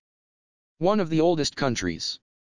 Its official name is Sovereign Alliance of the Naskanamria-Mulmaria Empires. San-Nu, 1. People say that it has been 2,000 years since the records first speak of nations managed by San-Nu. Managed under its overwhelming strength. And for 2,000 years, San-Nu did not allow a single rebellion to go unpunished. Under its sole emperor, Ludora Nam-ul Nazca, who ruled with an iron fist. And thus the empire eventually came to be called Simple Eastern Empire. Eastern Empire is a homogeneous state. They rule through power, conquer and pillage, complete battle maniacs. Their only creed power is everything allows anyone to achieve greatness as long as they are powerful. There's only one reason why this empire has yet to invade the Jura forest, they are in the middle of preparations. 350 years ago, they attempted to subjugate Feldera and lost a city because of it. A whimsical dragon destroyed it before they could as much as regret. Around 100,000 lives were lost that day, and that was a city fortified to be the gateway for invading the forest. They have built it up over 100 years. Build up your forces, conquer that forest, and expand our dominion. That was the Empire's burning wish since then. Expand beyond the Jura forest, their failures pained them for 100 years. But why would a country as bountiful as the Empire need to expand? Only because the Emperor wanted it to be so. That was the only reason, but no one complained. And as the invasion plan progressed, the Empire built up its forces and weapons. And hundreds of years ago they announced its invasion plan. Who would have thought that a single foolish idea that commanders had would cause that plan to crumble? The forest needs a master. Those lizards are no threat to us. This foolish thought led them to their doom. They hardly know what actually happened.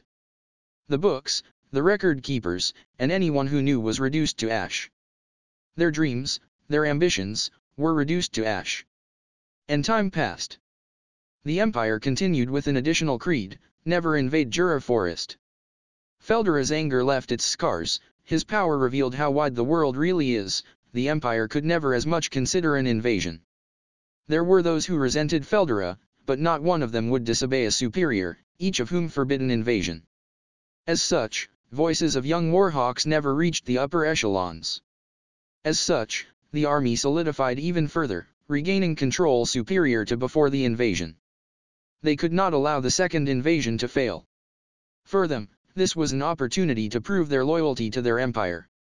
And 2 years prior, they received those news. Storm Dragon Feldera disappeared. The empire rejoiced. The time has come. Drums of war beat now even in the hearts of the commanders. These were not brash youth, they were hardened soldiers, so the fires in their chests burned all the brighter. Moreover, they could hardly allow their emperor to wait any longer. And the emperor blessed them with a single word: prepare. The empire was ablaze in activity. The empire, you see, has a political and military branches. Both are managed directly by the emperor. No one else has any real power there. There are nobles, but their only boon is a fancy name and ability to enter the parliament without an election. Perhaps some of them do own and manage property, but such would be a rare and special person. In other words, the emperor has absolute power. This feudalistic state listens to the wishes not of the people but of the emperor.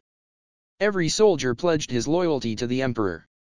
Even imperial guard is but a position that is rotated between various troops. Can you believe it? A single person is managing every aspect of such a large nation. But regardless of how bizarre it may seem, the truth is thus: the empire has enjoyed many years of prosperity. And the emperor gave his orders.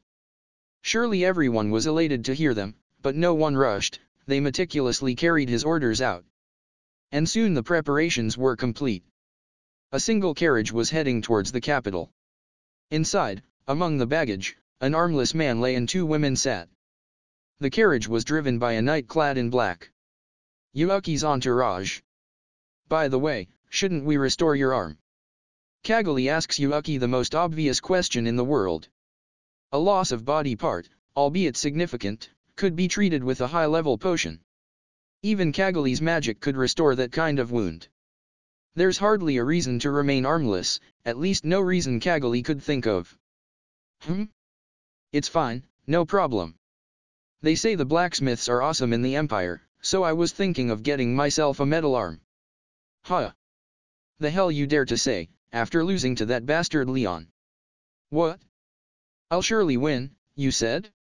Instead you suffered a terrible defeat and we barely escaped with our lives. Ahaha.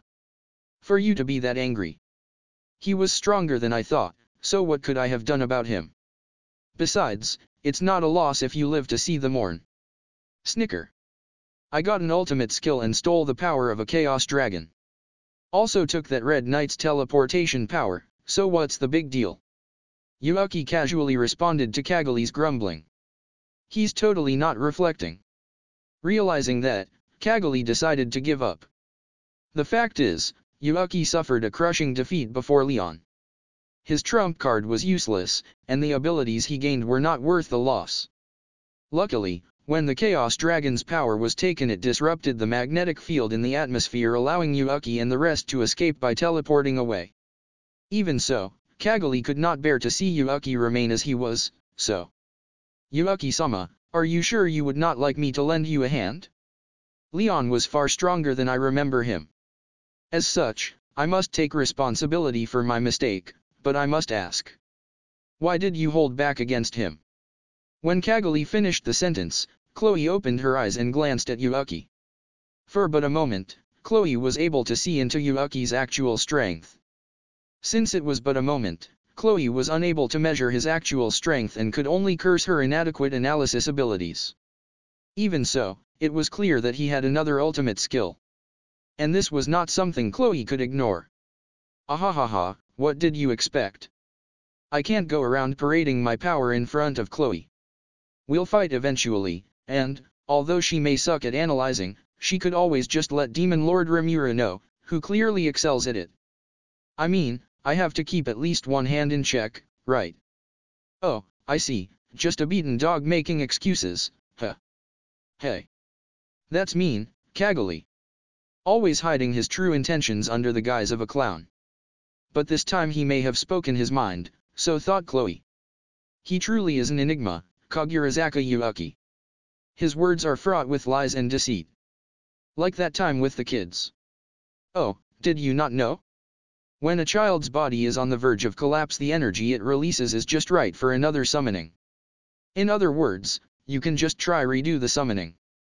Without a question, that was a lie. Yuuki the summoner, such as one of his unique skills, has no need for that energy. He can continue summoning as long as he wants. Well, considering the necessary requirements, he would have to wait a month, but still. There's no need to recycle the kids. From the time Chloe observed him, she has noted how bizarre he really was. He hopes for the world to crumble, but handled his guild duties admirably. He said he was exploiting the kids, but he built them a nice school. He doesn't hesitate to do evil, and would probably go all the way without any hesitation. Even when opposing the demon lords, he causally used hostages and stole Claude's heart. Even so, if he truly desires to destroy this world, his method is haphazard at best. Moreover, hey, why didn't you take that Red Knight's life? If you wanted to, you could have taken the energy of her soul, right? Without breaking her gaze, Chloe asked Yuuki. Huh? What do you mean? I took everything. If any was left, that would be because I can't use the skill very well, yet. Damn, I guess I should have pulled more. Yuuki replied, laughing cheerfully. Chloe concluded that getting a straight answer out of him was impossible. If so, she could do naught but continue observing him. An enigma, Kagurazaka Yuuki. If he truly desired to destroy the world, then he was, without a doubt, Chloe's enemy. For that reason she would continue to watch him. Rimuru, Leon, Ruminez, Hinata, and the kids. She had many people she cared about. If Yuuki sought to destroy their world, she would mercilessly slaughter him. But what if he sought something else? Before she finished thinking, the city they would stay in came into view. The capital of the world's strongest military state, Nazca. Chloe again closed her eyes. There was a lot to consider, and Chloe was bad at thinking things through. She would observe first and think later. About Yuuki, and about his goals. In the end, Chloe could only observe. Empire's military was split into 3 divisions. The Armored Corps, a marvel of technology by Imperial engineers. They ride modern tanks and symbolize the Empire's technological prowess. The Beast Corps, from the 4 corners of the world, the Empire brought beasts of wonderful strength and forced them to obey. They symbolize the Empire's strength. And the Mixed Corps, a group of engineer rejects and beast exiles. These members are too powerful and too smart to work as a single organization. If their power was combined, they would become the most potent threat. They represent the Empire's heart.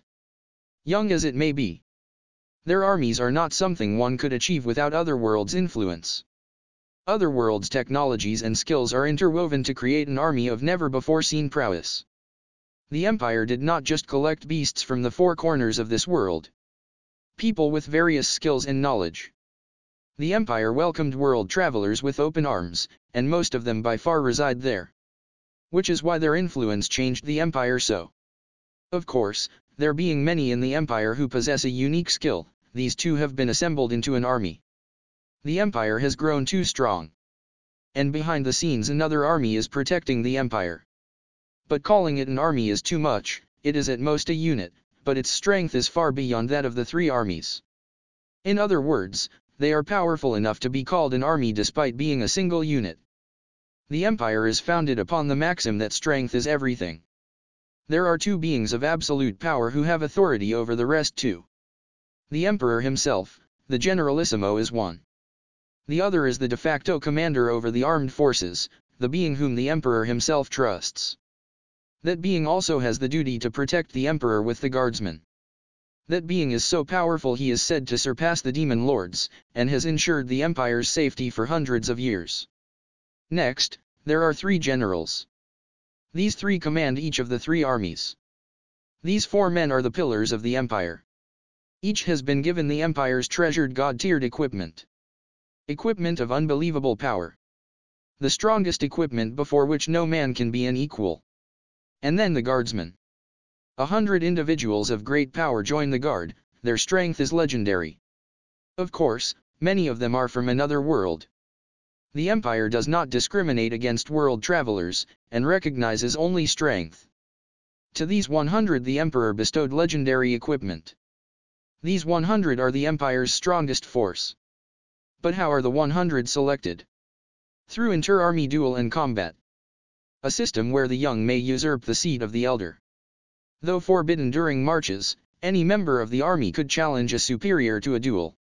If they were defeated, they would have to wait a year before they were permitted to challenge him again. As such, everyone continuously sharpened their skills. Such was the best system for a country where strength was everything. In place of a captain, guardsmen would serve. As a result, if you wanted to rise in status, you would wait for an opportunity to defeat them. And a general was replaced for the first time in many decades.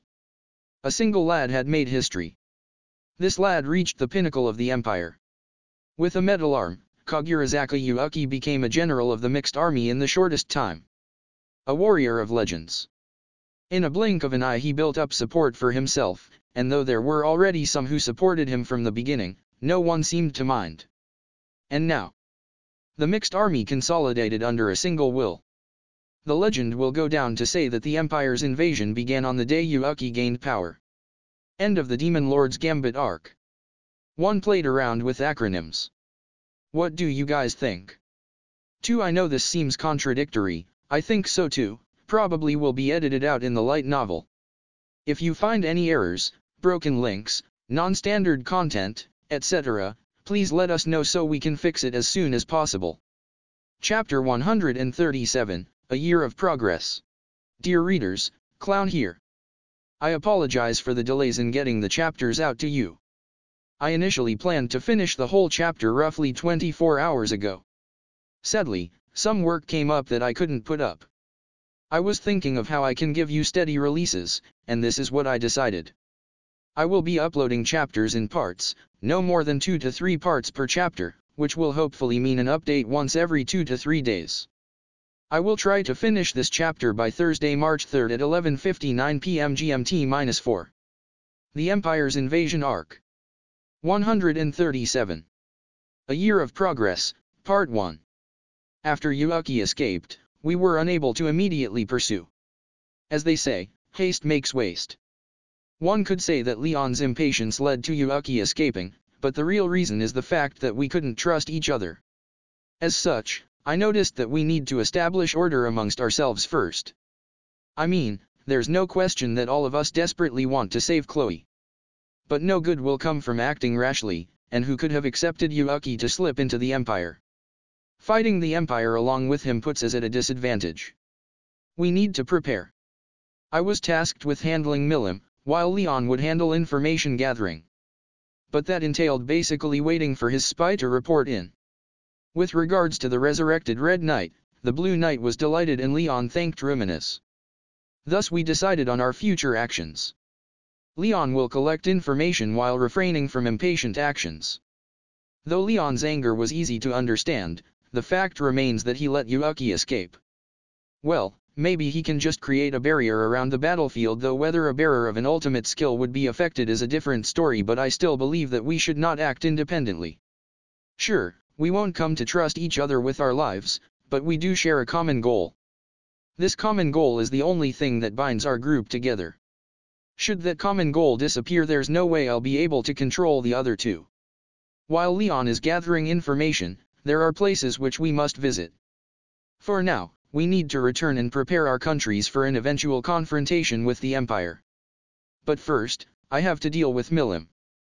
Life got a bit complicated for me once I separated from Leon and Ruminus.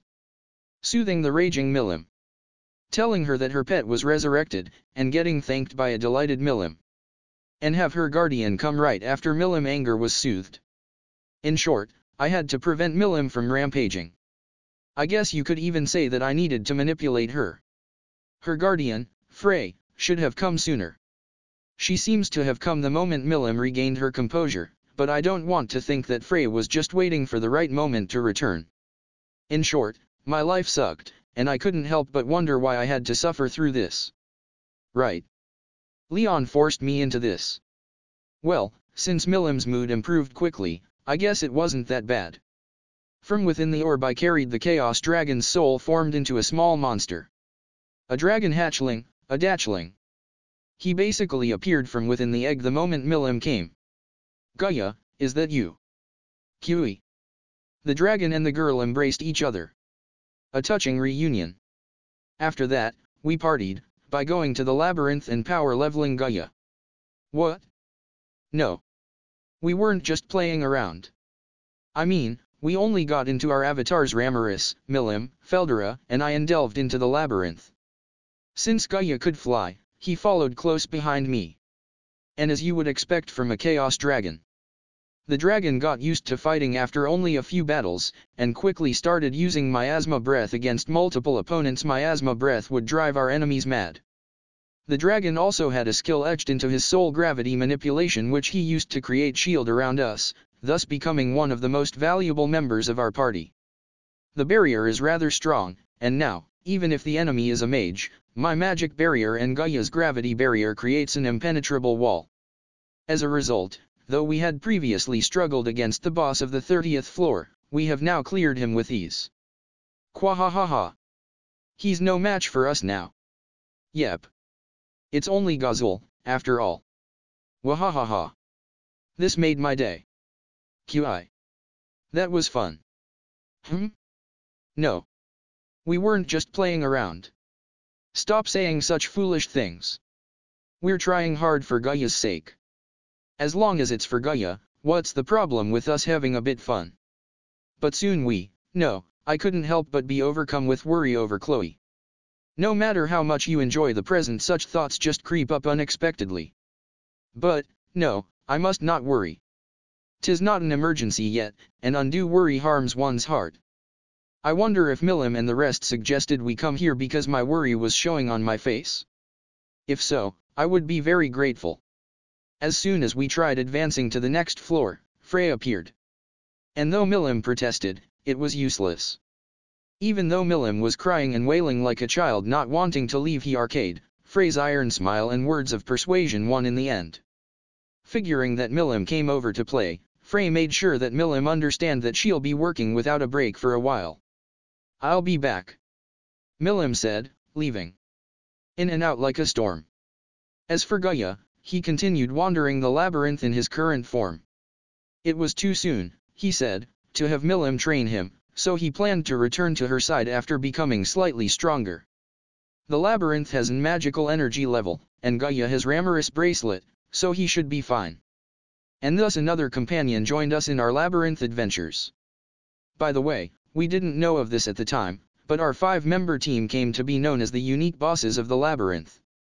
Inhabiting the floor above the first, bosses of unbelievable strength, they say. In other words, when we controlled our avatars, we were so strong that adventurers would just roll over and die. I found out about this later when these rumors reached me. This, though, is how we appeased Milim's anger. None of us would dare to have fun while Milim was away. So we decided to actually do some work. Well, I'm not sure what I can do actually. There was that thing, about doing a joint research venture. I was supposed to supervise it and make any requests I could think of to them, I think. Thanks to Gerudo's efforts in building a road and setting up barriers along it, the preparations for our various joint ventures are going well. We'll soon have a road running directly from Sarian to Tempest. We also have a plan to build a railway heading towards the dwarfs, so as to facilitate faster exchange of goods and materials. But I worry, should the Empire invade, would these railroads not harm us in the end? That's why we prioritized building a road to Sarian first. By the way, the researchers have arrived, the dwarf artisans, Sarian's sorcerers, and Holy Empire's engineers. Though the roads have not been fully paved yet, they could easily travel here already. That's why they arrived even before we completed the roads. I know this is late. I'm going to stop setting a schedule. So, on Thursday my laptop broke, and other than losing a lot of work files, I lost most of my translation. Then, I had to buy myself a new laptop, which in comparison is so terrible it hurts. The one that broke was an i7, and this is a dual Celeron. Underscore. How bad is it? Let's just say that I cannot read manga on it, it takes a good minute to load the picture. Oh, and YouTube videos are lagging d. Sorry guys, this really was out of my hands. Anyways, I'll finish this chapter today.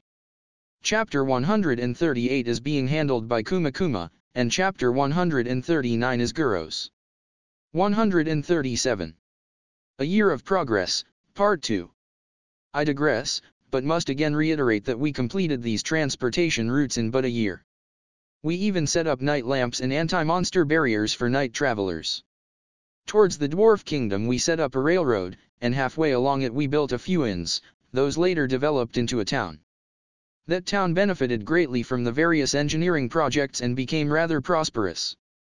And because it's close to a river, it's a good place for people to come and rest.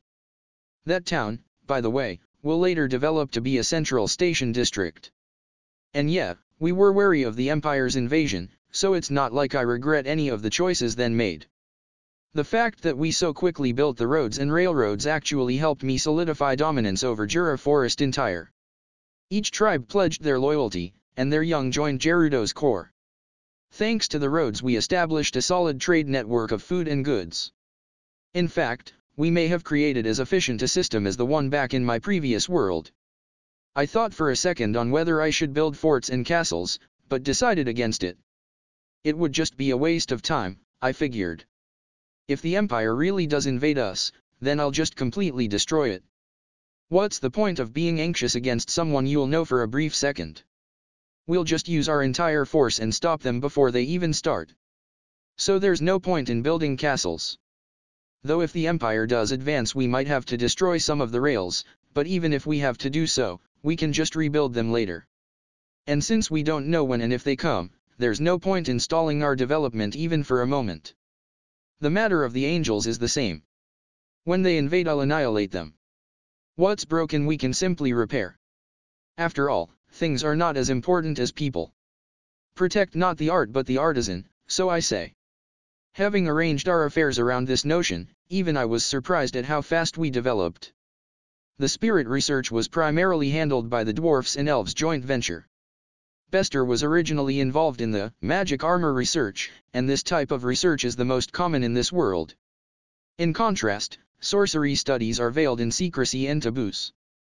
The genius researcher, Epres Elm Shia, basically founded this field by mixing elemental studies with alchemy. With many brilliant minds from the sorcerer's dynasty here, we're going to have a splendid sorcery facility here. Of course, no state secrets will be divulged, though. Then there are the vampires researchers, which are unlike anything in this world. They study not magic, but physics and the laws of the world. Science of our world. They depend not on magic but on using laws and the building blocks of reality to achieve our desired results. For a world full of magic, this kind of study is the true heresy. And the amount of information they have is so vast, that it will greatly affect our future research. The whole point of this was to fill Tempest with research of every kind to exchange ideas of every kind, and, as a result, to create fields of research and facilities the likes of which this world has never seen. It is thus paramount that the research is carried out in utmost secrecy. So we need a location that can be easily protected and difficult to infiltrate. What better place could you choose than the 95th floor of the labyrinth? The Treants have set up a city there, you see. And this city is also inhabited by elves, some of whom may want to help in the research. It's easy to defend, easily accessible, so it really is the ideal location. Even if the angels attack, they will probably not be able to reach the 95th floor. Even if they do, Ramaris says we can just swap 99th for the 95th floor at a moment's notice. So this will give me a peace of mind. So with this, we proceeded to set up sleeping quarters. And when the research began in the earnest, we immediately ran into disagreement. Every single group wanted to focus on their field and was worried about the confidentiality of their studies. That, however, would defeat the whole purpose. So, I decided to divulge all their secrets quickly. What secret is safe from Raphael? I compiled their research in easy-to-understand terms and handed such a portfolio to each one of them. Oh, and I wrote it on valuable paper, not parchment. The paper is low quality, made from wood fibers. But it is a step in the right direction. Like this we got them to cooperate. Of course alcohol played a role. There's a beautiful paradise of alcohol and elves right outside of the research facility. Any dispute could easily be dissolved in a bar. The vampires, too, though they did not need to suck life out of people, certainly enjoyed sucking the alcohol out of cups. By the way, I too joined them on many occasions but was never paid for overtime work. Unfair, right? Seems like exchanging cups is a way for people to transcend national boundaries. Thus we all became good friends and brought forth various results. Ramiris, of course, was also interested in this research. At some point she became the research facility's mascot and idol. Oh, and I did not forget that I broke her golem so long ago, so we focused on that first. Being familiar with both magic armor plan and spirit armor, we quickly completed the research. For some reason, most of the researchers laughed an empty laugh when we did. How long did they work without a single breakthrough? I guess you would get discouraged if that were to happen. And admittingly, the gem I invited came in handy. We also were able to push for the release of the barrier Kunkurobi's and Bester's simplified magic circle equipment. Using their invention and other data, we were able to start absorbing magical energy from the atmosphere and thus complete the spirit amor. The spirits would convert magical energy into spiritual energy, which would then be stored in batteries. In other words, so long as some magical energy is present, perpetual motion is possible. I have finally attained unlimited energy. The first project we built was the spirit armor for Ramiris. 7 feet tall, weighing 1.5 tons. Charged with a number of batteries, allowing for individual and high-speed motion via gravity control. Arming it was also kind of fun. It's one of those things that would excite any military otaku, though its performance is far below Beretta. So I personally think it's more of a toy than anything. But this research did come in handy for the magical energy train. I was considering at first to use golems or demons to power it, but that's no longer necessary. We took time to design the wheels to fit the tracks, as well as to create passenger and cargo cars. We emphasized horsepower, efficiency, and load capacity. And after a few test runs, the train started running, reaching an average speed of 50 kilometers per hour.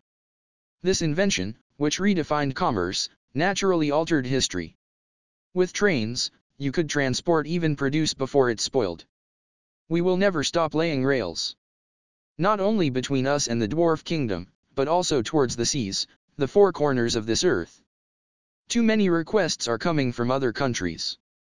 Brumund Kingdom wants a stop, so does Ingrasia, and Sorcerer's Dynasty Sario wants a direct line.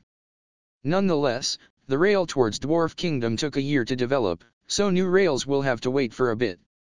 We still need to master inertia and gravity control, as well as consider armed trains. While fortresses are not needed to counter the Empire, armed trains might come in handy. How about equipping a spirit cannon on it, maybe some rail guns, and also ferry traps on it? Well, this really was just a hobby, and I'm not really serious about this. So long as no one takes my words seriously. As in any world, how fast you can deploy your soldiers decides the war. So it's not like arming the train will make that big of a difference. It's fine to use the normal train cars. And thus in a year, we created 20 trains. Each consists of about 6 cars. With these trains, we created a 4,000-man strong train corps. We could increase that number, and would likely do so soon, but not now. Right now we're just ironing out the problems of using trains. Once we're done, a trip between the Dwarf Kingdom and Tempest should take at most 3 days. So a round trip would take a week. Though hopefully with time we could increase the speed. And when did announce to the world this invention, countries were in total uproar over it. So we accomplished lots in this 1 year. According to what Leon's spies gathered, Yuuki has been climbing the ranks of the empire. But they are still unable to invade us. There's no doubt they are preparing for war, but war will not start just yet. There may be a chance they'll send assassins, but it's actually rather unlikely. As Ruminus said, it's a waste of men to try to kill us that way. In fact, that's just how it turned out. Any attempts were basically suicide, and they gave up after the first attempt. And it's not like we could permit them to see what we're up to. In any case, it's clear that the Empire is getting ready. And thus, our research continues. There's no question that, inasmuch as us, the Empire achieved grand things this year. And we were not the only ones to prepare. I actually found out about this just about when we started testing our trains. The country's neighboring Jura Forest, the Council, sent us an invitation, asking us to participate in their next meeting. Of course, at this point, this invitation was essentially fated to arrive. If you find any errors, broken links, non-standard content, etc., please let us know so we can fix it as soon as possible. Chapter 138, A Request from the Council. Hey guys, the name's Dusty, Smoggy's cousin. Since he's currently dead, I'm be standing in for a bit. Incidentally, he died when he was crushed under a pile of essays and reports. He didn't look too happy turning into a pancake. BTW, sorry about the long amount of time I took, something happened midway, damn humans and their faulty machines, anyways, enjoy. Edited by the Clown. 138. A Request from the Council. The Council is a collusion of the countries that surround the Great Jura Forest. With congressmen selected from each country, a monthly meeting was held in the Ingrasia Kingdom. If one had to describe it, the congressmen met first to control profit, and second to manage operations of their countries. When I say profit, I mean more, damage control and monster control. There's also the need to balance the trade of country specialties, but because speculations and policies of individual countries often get lumped in, these discussions are often difficult. In addition, on the agenda is aid for victims of famine and monster attacks. Issuing subjugation requests to the Freedom Association to mitigate future harm is also the job of the Council. Operation funds are from member countries, the amount they pay is proportional to the country's size. Along with this financial burden is the opportunity to increase the number of one's congressmen. In other words, gain more say in the Council. For example, a large country would need to pay 3 times as much, but sends 3 times as many congressmen. This doesn't have a direct effect on one's nation, but does allow a country to show off its power. As one's voice in the Council increases, so does the opportunity to get preferential treatment. Thus, even though one would profit from the meeting itself, there is profit to be made there. There is also a minimum membership fee, failing to meet which results in expulsion. Expulsion means no help during emergencies, a death sentence for smaller countries. The decision to expel a member is also made by the majority, which simply solidified the power of the larger countries. Membership fees are expensive, and the largest Pharma's kingdom was recently destroyed. And then there was the recent chaos regarding the Freedom Association. As such, it's natural for the Council to panic a bit. And now terrible news have reached the Council. There's movement in the Eastern Empire. This was enough to throw the Council into full-blown panic. The Council, currently amidst secession and confusion, was faced with a danger capable of eliminating every country. The one who summarized the situation was the Ingrasia Kingdom's congressman. For the kingdoms to be in disarray just as empires beginning to move, this might be the worst-case scenario. To the royalty and legislator of each nation this was a self-evident truth. If a certain small nation were to submit to the empire's scheme, the other nations would follow in suit. At that time, the remaining countries' defeat would be all but certain. 3 years ago, smart countries had already begun preparations in response to the Eastern Empire's movement. However, matching the empire's military might with their own did not go well. Therefore, the main agenda of the day was the formation of an alliance against the empire. That day's agenda was looking rough. Amongst them was the chairman of the Freedom Arbitration Committee was Hinata Sakaguchi. While a large country can sustain a standby army, a small country cannot afford to do so in times of peace. While hiring mercenaries at times of war has been a common practice, With every nation stockpiling fighting power simultaneously, they simply ran out of people to hire. Thus, some of them suggested that every nation should send a portion of their fighting power to form a private army under the direct control of the council. In other words, aside from the parliament guards, the council should also have an army. During times of peace they would be used for patrolling and monster countermeasures. Now that the Freedom Association is no more, it should be possible to hire adventurers as soldiers through the Freedom Arbitration Committee. What do you think? This proposition was also the main topic of today's conversation. For some time silence dominated the council. Monster countermeasures has also been handled by paying the Freedom Association a certain amount. The name of the supplier may have changed, but that's about it. Donations and support has been given to the church, from the council's funds. In exchange for the aid, the committee has managed to handle monsters without relying greatly on foreign troops. As a result, monster damages has been greatly lowered as compared to previously. 1. Ed note, you sure it's not just the monsters and the church in cahoots? Thus the congressman demanded people to patrol in a permanent standing army. Hinata looked at the congressman in amazement, and sighed. So, you're saying that the adventurers affiliated with the Freedom Arbitration Committee will be forced under the control of the council? Hiding her tired expression, Hinata asked the congressman. Certainly, there are funds in the council. However, it isn't a large amount. Previously, the council would determine payment based on the rank of the monster the adventurer would face. The Freedom Arbitration Association, on the other hand, subjugates monsters as part of their faith, and require no other reward. But with the funds that the council already had, the council wouldn't even be able to treat every citizen to a meal. To impose a duty upon free men and women for such a meager amount is akin to treating humans as dogs. The Freedom Association was an association that had no ties to any country. Therefore, by paying a certain amount of tax, the association had gained the right to settle in a country. Of course, their stance is a neutral one. When natural disasters such as monster outbreaks occur, a mobilization order per the agreement with the country would be issued, and they would cooperate with force affiliated with the country. However, wars are not natural disasters. There's no reason for adventurers to join a country in a way. Sure, directors may have changed and several adjustments were implemented, but there's fundamentally no change from the Freedom Association era. Or rather, by being incorporated with the church, the organization's strength has increased and now rivals that of a nation. The congressman's remark of giving the council direct control over adventurers was absolutely absurd. However, the circumstances have changed. The countries feared that, even if they joined hands with the Freedom Arbitration Committee, they still would be unable to repel invaders. Hinata was aware of this. The intelligence-gathering ability of the man from the Burman Kingdom, Fuse, was high. The details of each country's inner workings had been reported to Hinata in advance. Thus, she decided to assess the attitude of the other party without flat-out denying them.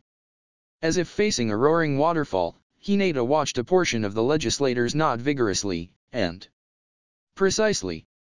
As legislator Jaban mentioned, it is natural for us to unite and face an unprecedented danger. We presume the association agrees? 'Tis true, a good plan. As the arbitration committee, you can't overlook this crisis either, can you?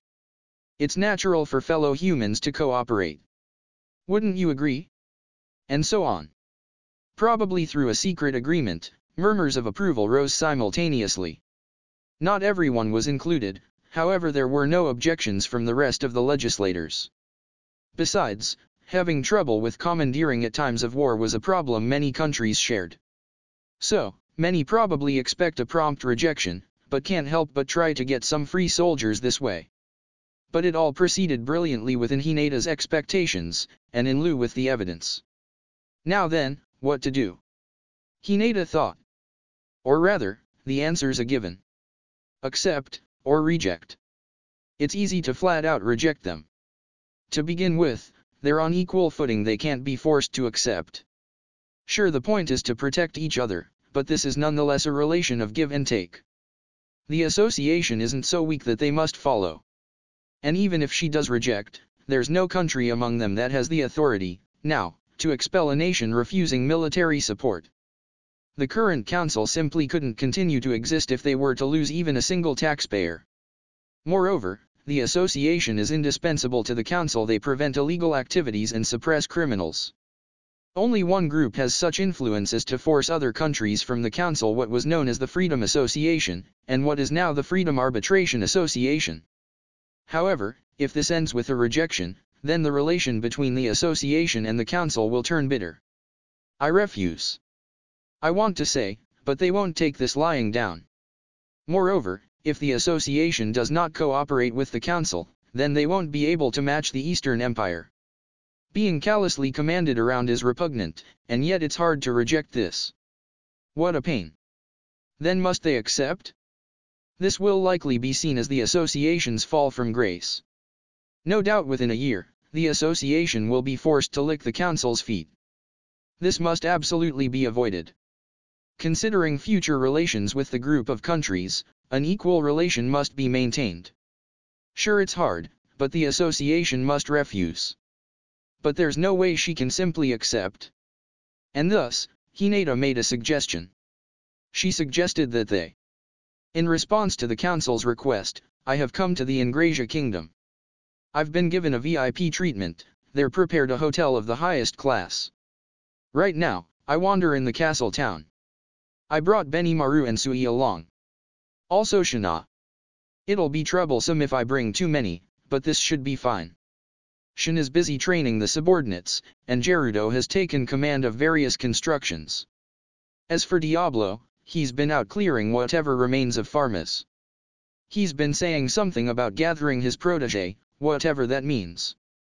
Well, they'll come immediately if I call them, and it's not like there's work for them to do here, so I let them do as they please. And that's why the four of us traveled to the Ingrasia kingdom.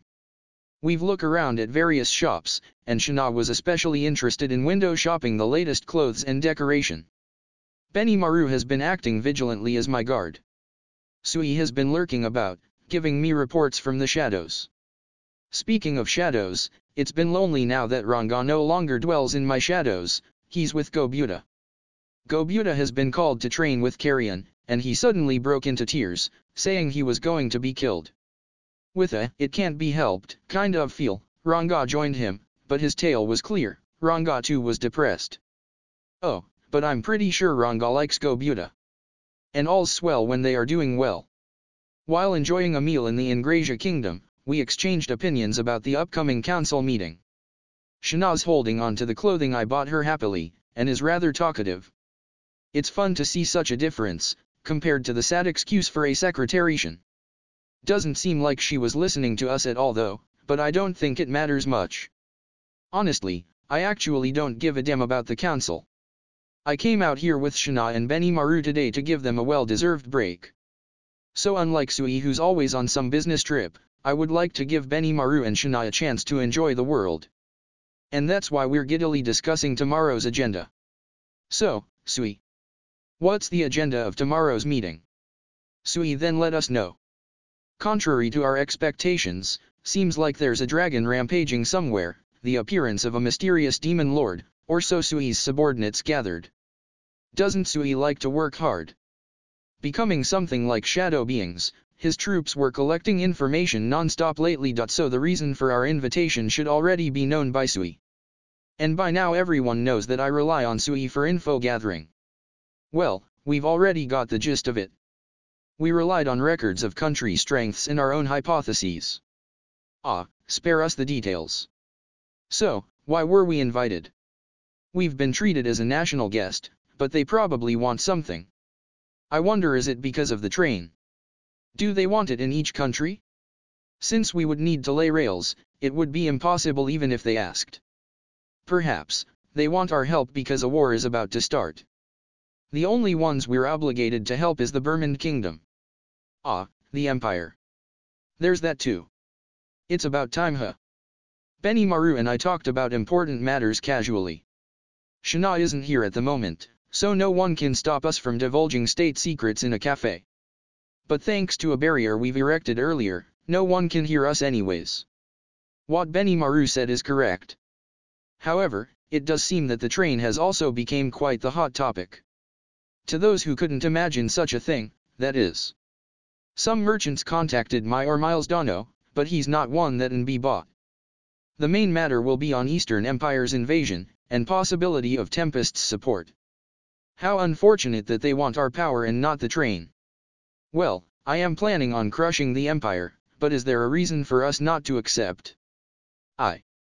Actually, from the information we grasped, the Empire's forces are a big deal. In a straight-up clash, in terms of national power, we would be at a disadvantage. It would be a different story if we forcefully mobilize every race of the Great Jura Forest, though. That's true. I mean, they have prepared for war for many hundreds of years. Worst case scenario, we might even be asking countries here to cooperate. And so the conversation between Benimaru and I continued. In reality, it would be great if we could avoid open conflict, considering that Yuuki's there as well. That's because I hoped to conceal our fighting potentials like Zion and Diablo, who are currently enthusiastically strengthening themselves. Seems like I inadvertently caused our department heads to go into a training phase. Even Gobuta is out and about trying to get stronger. Moreover, even if the countries never requested our support, I can't really imagine a case where we did not join in the conflict. I see, there's probably no problem, right? In this situation, the power balance is split between the association and the council. The council reflects the nobles' opinions, while the association defends the interest of the commoners. The council pushed to commandeer adventurers, and Hinata proposed to utilize the strength of Tempest instead. Huh? They want to use us. Yes, using us. However, since we've been recognized as a country, our forces will be left to our own discretion. In other words. Hoha. I see, isn't it fine? Wait, how is that different from just being used? This sure leaves a bad taste. Well, the other party doesn't seem to have any intention of taking advantage of us, but it's still hard to stomach. We both nodded and concluded the conversation. With our cake after a meal, the clerk had come. Cake. Such an alluring food. While a sweet taste can still be prepared to some degree, sugar is still a valuable commodity. And so, cakes are super high-class luxury goods even in Tempest. Ah, this nostalgic taste. Even though I ate this every day for too many days, it's still great. The real reason I brought Shana here today is for the cake. This way Shana will remember the taste of the cake and reproduce it. My memory wasn't enough to recreate the taste, so I had to bring her here. Shana, this is seriously delicious. During your stay here, feel free to eat as much as you want. So, remember the taste to the best of your ability. Shana, who was puzzled by my words, tried the cake. First the shortcake. It's orthodox, but this cake affects all other cakes. If this one's bad, no doubt the rest will not turn out well. Shana took a bite out of the cake. And turning serious, she looked me straight and nodded. She then intently concentrated on the cake. Soon, words were no longer needed. We understood each other on a deeper level. And if she could even replicate ice cream, cake would definitely be a piece of cake. And so we, completely discarded our earlier discussion and indulged in delicious cake. The next day, we arrived at the venue of the meeting. The contents are as expected. Hinata visited last evening, and gave me an overview. As per Sui's intelligence, the council's objective was to utilize our forces in the name of cooperation. However, the feeling is mutual. And so began the clash of wits between the raccoon and the fox. If you find any errors, broken links, non-standard content, etc., please let us know so we can fix it as soon as possible. Chapter 139, The Whole Story of the Assembly. The Whole Story of the Assembly. Yesterday's cake was delicious. Therefore, I will visit again in order to heal my weary mind after the tiring conference. As expected of the royal capital of Ingrasia Kingdom where the Freedom Association's headquarters was located. Yuuki actually did a good job. He searched for world travelers and sheltered them. Not just people with high ability but those with knowledge and those familiar with technology as well. Since I was mainly obsessed with food, I could learn something from this. To be honest, there was no satisfaction in a meal at the level of a frontier village. Modern Japan was too luxurious. Only one boiled potato every day and a tasteless soup made with bitter grass. Such meal was the norm. Because salt was a high-class item, food that had flavor was precious. Even bread, since it was eaten when hard, would be nothing more than a hardship. To try and improve the food was a very natural action, but whether or not it was possible was different issue. Just like with me, the images formed with the knowledge of the former world might not be conveyed properly to the other party. It would be certain that there would be many attempted trial and errors between a world traveler with common sense and the other party. I could pretty much estimate that much. Thanks to their efforts, I could eat a cake, even in this world. Although the reason I came to Ingrasia Kingdom's royal capital was to participate in the council's conference, I believed this issue could be more important than that. Today's goal was negotiating with the shopkeeper to see if he would share his recipe.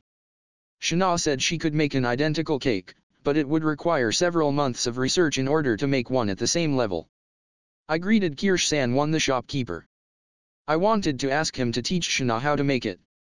The recipe might have been a secret, but even if it was useless, I had continued to ask him. Ah?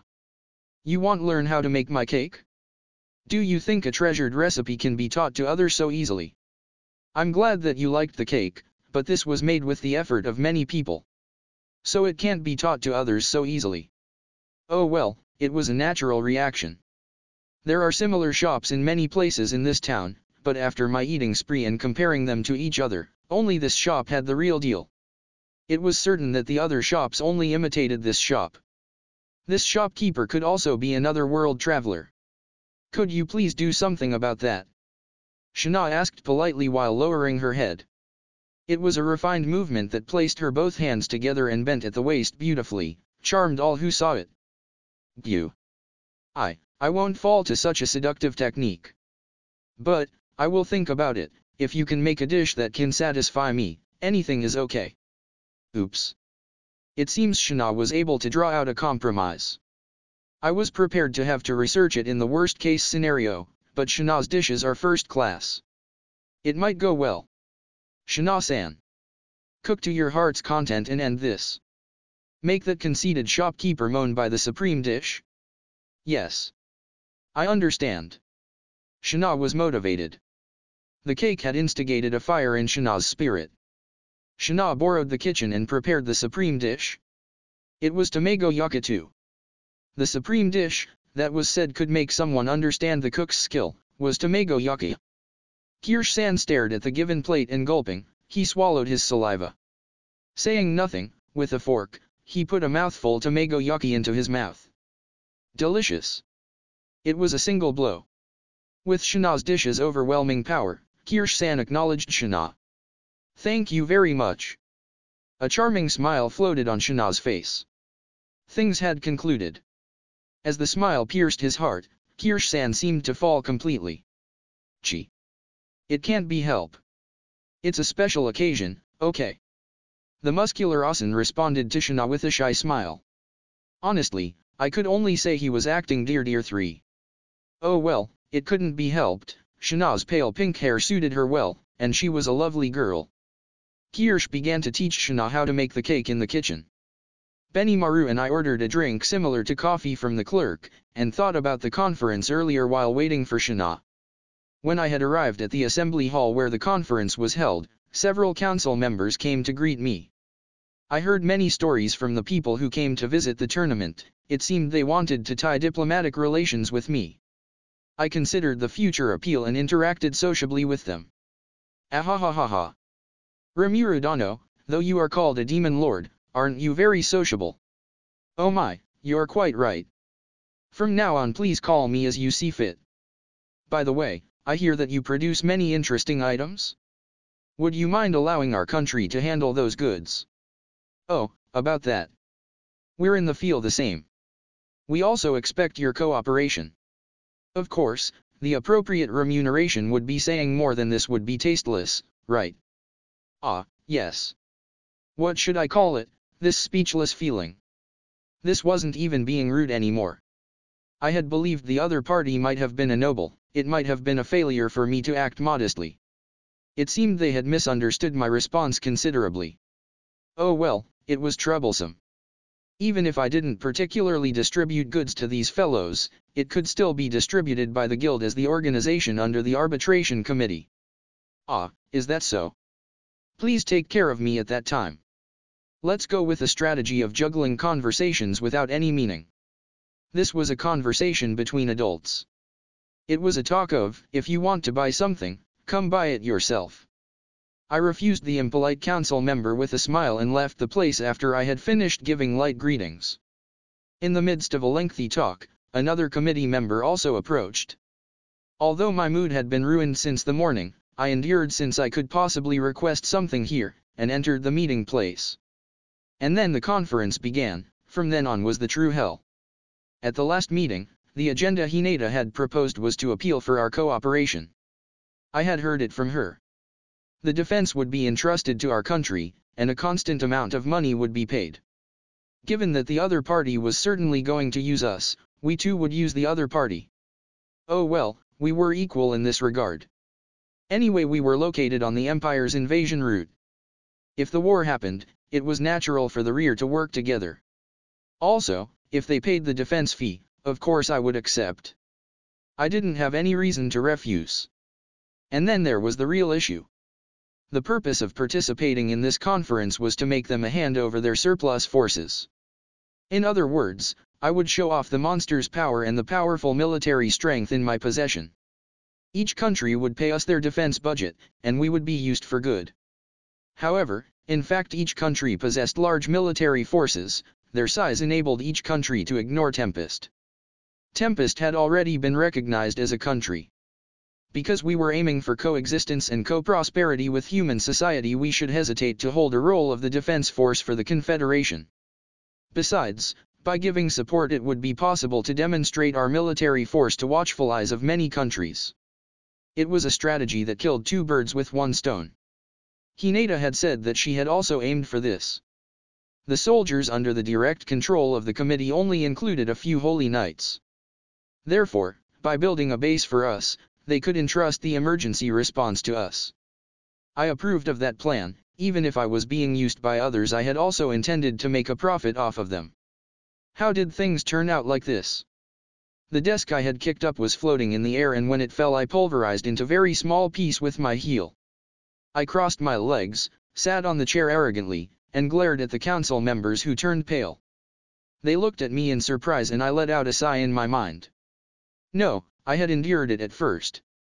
Even as an adult, I was considered someone with a heart wider than a sea. I could even brag that this was as famous as the stories of my recent activities. As someone who was called the embodiment of patience, dealing with the Milim's selfishness was my forte. Because I had a vast, spacious heart, I could even laugh and forgive Milim's selfishness. But what about the committee Osins for and their selfishness covered in greed that didn't have any charm?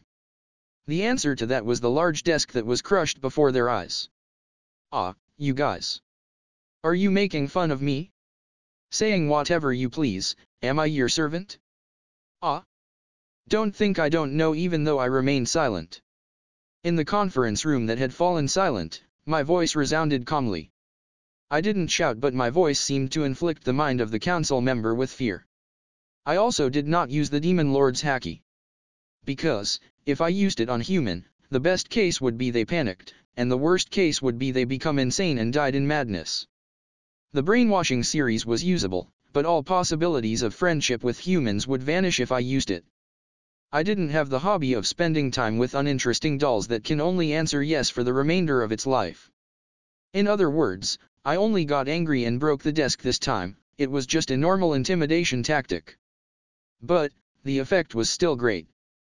No, Rimurudano, we didn't say it with such an intent. In the first place, it was that to address someone of a higher standing and a king of a country with Dano. Even if we held the status of a country, they only treated me like the king of a vassal nation, not as equal country. I was sure these fellows were looking down on monsters. And the contents of the discussion from a while ago. Geez, share the blueprints for the magic train, give the rights for joint management of the labyrinth, hands over the tax from the people who lived in the satellite town and not the citizens of Tempest. It was just stating their selfish demands. I was a demon lord, for cripe's sake. Because of this, I expected to be treated with proper respect, however they were just acting in an extremely unreasonable manner. Even if they were nobles who represented their nations, my generous heart had reached its limit. No, I would say that Yuuki was quite a clever fox if he could lead such tanukis 5 by the nose. It was impossible for me. Notification. Therefore, I told you I would be the one represented. Raphael seemed to say something, but it might just have been my imagination. Raphael-san, who was just a skill, should not have able to intrude freely to such an extent. I was too angry and seemed to have heard an auditory hallucination. But, it was good since it allowed me to collect myself a little. Then, what kind of intent of what you want to relay? Are you telling me to work like a carriage horse as your guy's slave? No. That's unthinkable. We don't have such intent. I shifted my focus onto the council member who had spoken frantically, and suddenly I had an odd feeling. That fellow's eyes were facing towards the inner part of the conference room's door. When I listened carefully, I heard several footsteps. Apparently, he seemed to have called the guard. When I noticed that, the door was flung open and several soldiers and a large man entered. Oh, so energetic. Are you an idiot to call yourself a demon lord? But, you only brought 3 attendants, aren't you bragging too much? Stupid. If I beat you and put you under my thumb, you monsters will be at my mercy. The large man immediately barked loudly as he entered. What? You're going to beat me and turn me into your minion? What is this fellow talking about? Did I become dumb? I didn't really understand what this fellow was saying. Solution. This large man, fool, says that he will win against Master and turn you into a minion. I could understand that. If it was explained one-on-one with serious look, I would be really dumb. Oi. Is this the consensus of the assembly? In reply to the question posed by my tired self. Are you an idiot? Of course it is. Or, are you frightened? If you grovel and lick my shoes now, I won't make you feel pain. The large man answered with vulgar laughter. But amongst the council members there were some who were stiff in fear and confusion. I didn't hear about this. What is this about? Who instigated this? That soldier is wearing armor bearing the crest of the Ingrasia royal family. That means, this is Ingrasia's instigation. I was able to hear such response from an obviously unrelated, a perplexed person and a person who had made a calm judgment. That meant that this matter is not a decision by the assembly, it was just a reckless show of power? Oh well, it seemed Hinata didn't know about this, and it was certainly not a unanimous decision either. I made such a judgment. Oi, don't enter without permission. The council's assembly hall is in the middle of a conference right now. You guys, this is not behavior becoming of a soldier. Hinata calmly demanded the large man and his group to leave. Ha ha ha, Hinata Dano. It's fine. It is I6 who called them. It's to teach that outlaw a lesson. Gavandano 7, did you lose your mind? Though I didn't hear about this before. Or rather, didn't you guys hand the authority of the council's decision over to me? Hinata's voice lowered and become cold. She seemed to be quite seriously angry. I thought it was certainly due to that fool's judgment. Shut up, woman. I don't know if you're the former Holy Knight leader or what, but I am the leader of the Ingrasia Chivalric Guard Order. Reiner-sama 8 is not your enemy. Didn't you wet yourself with piss running away after being defeated by that meager demon lord? Right, oh Holy Knight leader-sama. Anyway, that position too was merely a decoration you obtained after seducing a sex-minded Cardinal 9. Even if a small fry fought you, it would be a poor and boring fight. To lack the resolution to kill the demon lord, it's ridiculous. But well, your appearance isn't that bad. If you want to become my woman, it would be okay for me to love you as my beloved concubine. This fellow is dead meat. Hinata's expression didn't change. Her cold, beautiful face was like normal. However, contrasting with her cold outward appearance, inside she seemed to be raging like magma. Whoa, Reiner Q10. Isn't that a little vulgar? Still, I'm interested in the demon lord as well. Monopolizing it wouldn't be good. That's right. I forgot to mention it, but this Sir Reiner isn't a rank adventurer that could also defeat the hero. He's stronger than you all, no matter how many of you there are. Don't be conceited when you're just have a little bit of strength. Suddenly, as that was announced in a loud voice, a hard-to-describe chill ran down my back. It was disgusting. This Asen could even provoke me who was difficult to provoke. What a terrible talent. Oi, you all. Is that the decision of the Ingrasia Kingdom? Hinata asked in a calm voice that didn't let you feel her anger. Fufu, that's right. Since the council already has passed its decision. Well, though the voting is going to start now. A blonde young man stood up and said that. The meeting hall was filled with commotion and excitement. Elrikuji 11. Is this by your instigation? That's right, Hinata. You should sit. Prince. This idiot, no, this prince, is the mastermind behind this. He seemed to be the prince of Ingrasia Kingdom, but this fellow seemed to have somehow incited several council members. Then, let's vote. I will defeat the Demon Lord on this place and make it our minion. Anyone that agrees, stand up. The prince's voice had echoed loudly, and the majority of the council members stood up, wearing disgusting smiles. It seemed they had communicated secretly and had a discussion. The financial situation of each country, the responses of the royal families, as well as the records of proceedings in each country's assembly and so forth, I had Sui investigate them all thoroughly. However, I hadn't thought that the council members would have been bribed individually. It was a failure on my part not to expect such possibility. Notification. Nay, there's no problem. It's within expectations. Within expectations? I felt like I saw an illusion of Raphael sprouting a dark smile. Rimuru-sama, this is. Sui handed me several account books. Ah, it's the secret accounts. Was it seriously within expectations? Before anyone realized, I had secured the account book which listed the bribes and so forth of the council members that were in collusion. It's a blunderless performance. The number of account books was in accordance to the number of council members that stood up at Prince Elric's command. This was nothing but a farce since I had already obtained unshakable evidence. The remaining council members that had not stood up, perplexedly asked the others. I didn't heard this. Even though His Majesty Rimuru especially came here by himself, this treatment will be a problem.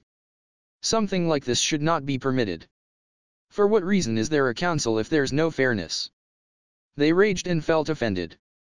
Now, the seated council members did not seem like they were flexible nor like they had fair dispositions. I knew it was because they seemed to address me using appropriate manners.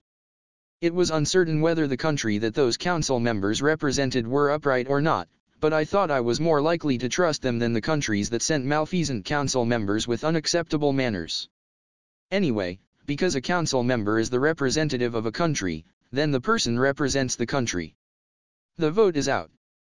Because it exceeded the majority, the hall has approved this agenda. Elated by their success, Prince Elric declared that loudly. The council members who followed applauded. The council members that had remaining seated hung their heads, while Hinata watched the farce with cold eyes. Because carrying a weapon was not permitted, she was unarmed, however if she had held a sword now, she would have been gripping the hilt strongly. Well, now that permission has been given, choose whether you want to lick my shoes or feel pain. The fool called Reiner stood before me and said that. Hinata looked at me. She seemed to be calculating how to move depending on my response. Well then. First, I want to confirm something. Is that okay? What is? No, you guys' decision. Is it okay if I take this as the country's decision? Are you an idiot? Such a thing now, what Abu? Shana stood up, took out a folding fan and brandished it. With just that, Reiner, who was in the middle of talking, was sent flying. He was cowering after he crashed into the wall, knocking over chair and desk in the process. I've been enduring, listening to all this since a little while ago. Yo, you bastards, to Rimuru-sama that we respect and love, how impolite. Shana approached Reiner calmly. It seemed it wasn't just me who was furious. Or rather, when another person exploded, I quickly calmed down. When I looked around, My eyes caught Hinata's. Did she calm down too? I felt that we could communicate with our eyes. Trash. I will not kill you so quickly. If I'm not mistaken, you had said that you were a rank. I'll allow you to be serious. Well now, stand up, and come at me. She pointed the folding fan at Reiner, and Shana sent him a killer glare. Reiner. What are you idling for? Quickly silence that insolent woman. You must also defeat that demon lord. There's no time for fooling around. Prince Elric, who could not understand the situation, commanded Reiner to attack. But, Reiner didn't move an inch. Are you not coming? Then I will. When Shana was about to take a single step. Hi. Reiner was cowering while holding his head with both hands. From his groin, steaming liquid was leaking out. Whoa, did he just wet himself? I was so astounded that I couldn't find any words to say. Shana, withdraw. Shana nodded at my order and she returned to her position behind me. Reiner began to cry like a child, slobbering with tears while cowering. The match was already over. His opponent was too absurd.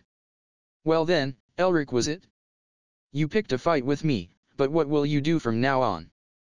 You guys too, your countries seem to approve this matter as well. The same offense, is that alright? Everyone's face became pale and their heads hung down when I asked them that with a smile. The match was decided. The reason these dullard fellow lost was because they had thought that a small fry could defeat a demon lord. No, the Ingrasia kingdom didn't border the Great Jura forest. Therefore they didn't know the threat of monsters. The council members that approved of the agreement this time were from small countries belonging to Ingrasia's clique. The country's intents and the council members' intents were different, but their contempt for monsters may be the same. After all, nobles were beings that only thought about themselves. Oh well, though there seems to be a person who changed with the country among them. It would be better for me to have a second thought before associating with such country. Because I only saw the document and deal with it unseriously, it might be better for me to review it later. After all of that, the important agenda was approved and accepted by the council members after I threatened them. 1. Military cooperation with Tempest. 1. Internal passage permit for the Tempest Army. 1. Official participation in Confederation Council for Tempest. 1. The relocation of the Confederation Council's headquarters to Tempest. 1. The relocation of the Freedom Arbitration Committee's headquarters to Tempest. Forcibly making them sign it, everything passed without a hitch. With unanimous consent. Outfoxing them, and using tricks wasn't something I was suited for. As a result, I had simply controlled them using physical strength, and all the issues were resolved. The one who threw the hit wasn't me, so I was satisfied since it seemed to prove my open-mindedness. Thus, the assembly ended without an issue, and we left the assembly hall. Oh well, this was the whole story. Prince Elric, the Asen named Gavan who was a minister of Ingrasia, and the council members as well. They were dumbfounded, they seemed frightened by the seriousness of the matter, but they reap what they sow. Naturally, I gave Sui an order the moment the conference had ended. I had ordered him to deliver an account book to each of their countries. With this, the rude and idiotic people would be purged. Even if they were forgiven, they would be fired, it could be said it was a dead end for them. And also, the Ingrasia kingdom. Because of its facilitated transportation, this country had been the center of peace for many countries. Even though the technology was remarkable, it didn't mean the productivity was high. The culture level was high, but it was no more than reproduction by Yuaki so that otherworlders could live comfortably. Since an important institution like the council and the committee would be relocating, its role as the center of many countries had already ended. If they didn't do anything, as it was, they would surely begin to decline. Even so, that was a natural consequence, so there wasn't any need for me to feel bad. Oh well, Tempest becoming the center, even I approve of that. Those were Hinata's words. If she had said that, it was clear what would happen to Ingrasia Kingdom. Hinata didn't say anything. On this matter, Hinata's decision was final. She had quickly returned and began to prepare the relocation. Well, Hinata might have been angrier than me. I thought about it while drinking the pseudo coffee. Or rather, I was able to have a good experience this time. No, I was too angry too. I might not have understood what happened since I was raging too much. If Shana had moved even a little slower, all the humans in that room would have burnt into nothingness. Bu 12. So I spray out the coffee I drank. I was admiring Benimaru since he'd become an adult. I had thought he had gone quiet, but he was just about to lose control of himself in the anger. I felt that I had lost that admiration. Or rather, that was dangerous. I would have become the enemy of mankind if a mass slaughter had happened in that place. Oh, you must absolutely prevent that. Ha ha ha, it's just a joke. I'm not serious. Though Benimaru had tried to deceive me with a refreshing smile, I wasn't going to be deceived. This guy was deadly serious. For the next conference, I think it would be necessary carefully consider the personnel I brought.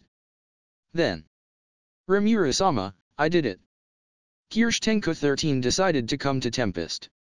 Shana returned, and reported to me with a full smile. Since I heard that he was going to close the shop and go into retirement. He seemed willing to come when I invited him. Seriously. I am serious. Wonderful. With this, as long as I prepared sugar, eating cake every day was no longer a dream. No, as long as there were ingredients, could I not assemble any kind of cake? It's wonderful, as expected from Shana. When I praised her, Shana nodded with smile. This time Shana had played a very active part. This is in great contrast to a certain disappointing secretary. If it was that disappointing secretary, even when going easy she might kill Reiner. And then after using skillful deception, it would likely become something terrible. Oh well, that wasn't limited to Shin, but included me as well. This time, thanks to Shana, the negotiations were easily completed. But, her greatest accomplishment was that she was able to persuade that stubborn Oyoji 14. I had asked him earnestly before, but he hadn't budged at all. She did a good job. Thus the conference ended safely as well, and we returned home to Tempest. Various things had happened, but the greatest result, it went without saying, was that cake would now be included as the dessert every day. Guro's comment. They were idiot to think that they can make our sacred slime as their minion, actually, it's yes man. And I learned that cake is more important than diplomatic relations etc. So see you next chapter. 1 Jiroshu, other alternatives Gilsh/Gersh/Gilish/Kilsh. 2 Tamago yaki or Japanese omelette which is made by rolling together several layers of cooked egg. If you watch an anime, the characters eating bento you will mostly found this in the bento. Illustration. 3 The other half of tsundere character, its meaning is lovestruck/demonstratively fond/soft/act shyly etc. XD illustration. 4 Uncles or creepy uncle preying on Shota or Loli XD. 5 Raccoon dogs but I prefer its Japanese name. 6 Hiyuswashi. 7 Jiaban, can be translated as Gaban/Gavan/Gervan etc. 8 Reina. 9 He thought Hinata just talk only with no ability. What an idiot. 10 Q can mean sir or lord. So it's Sir Reiner here. 11 Eruriku, the same one with Eds Elric from FMA. Uji is prince. 12 SFX for spitting out something. 13 Tenku, shop/store manager. 14 Well Oyoji equals old man. It just like how Naofumi from TNYN call Elhart, the weapon shop's owner, by calling him Oyoji/old man. If you find any errors, broken links, non-standard content, etc., please let us know so we can fix it as soon as possible. Chapter 140, Research Results. Research Results. My diet had become more diverse. Previously, with every meal, the dessert had been fruit, but now there was also cake. Ah, it's wonderful to be alive. I had decided to make Sunday and other public holidays special because I had grown tired of eating too much every day. It was a satisfying life. When I had just reincarnated into a slime, I had never thought about leading such a luxurious lifestyle.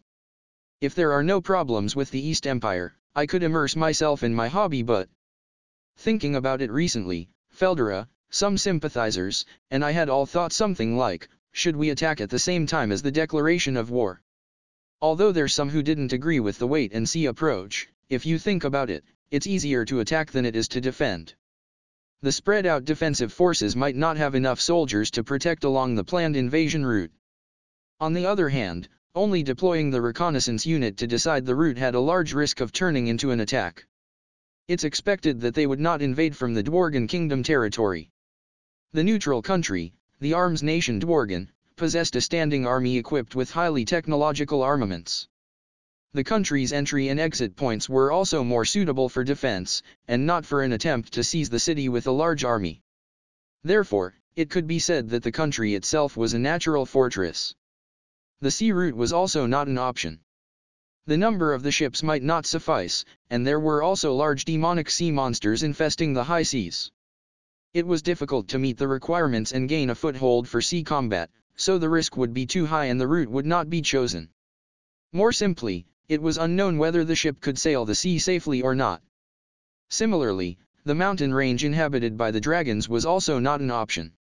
In the end, the only option left was the route that passed through the Great Jura Forest. When it came to this, the possible routes that could be selected for military mobilization were three.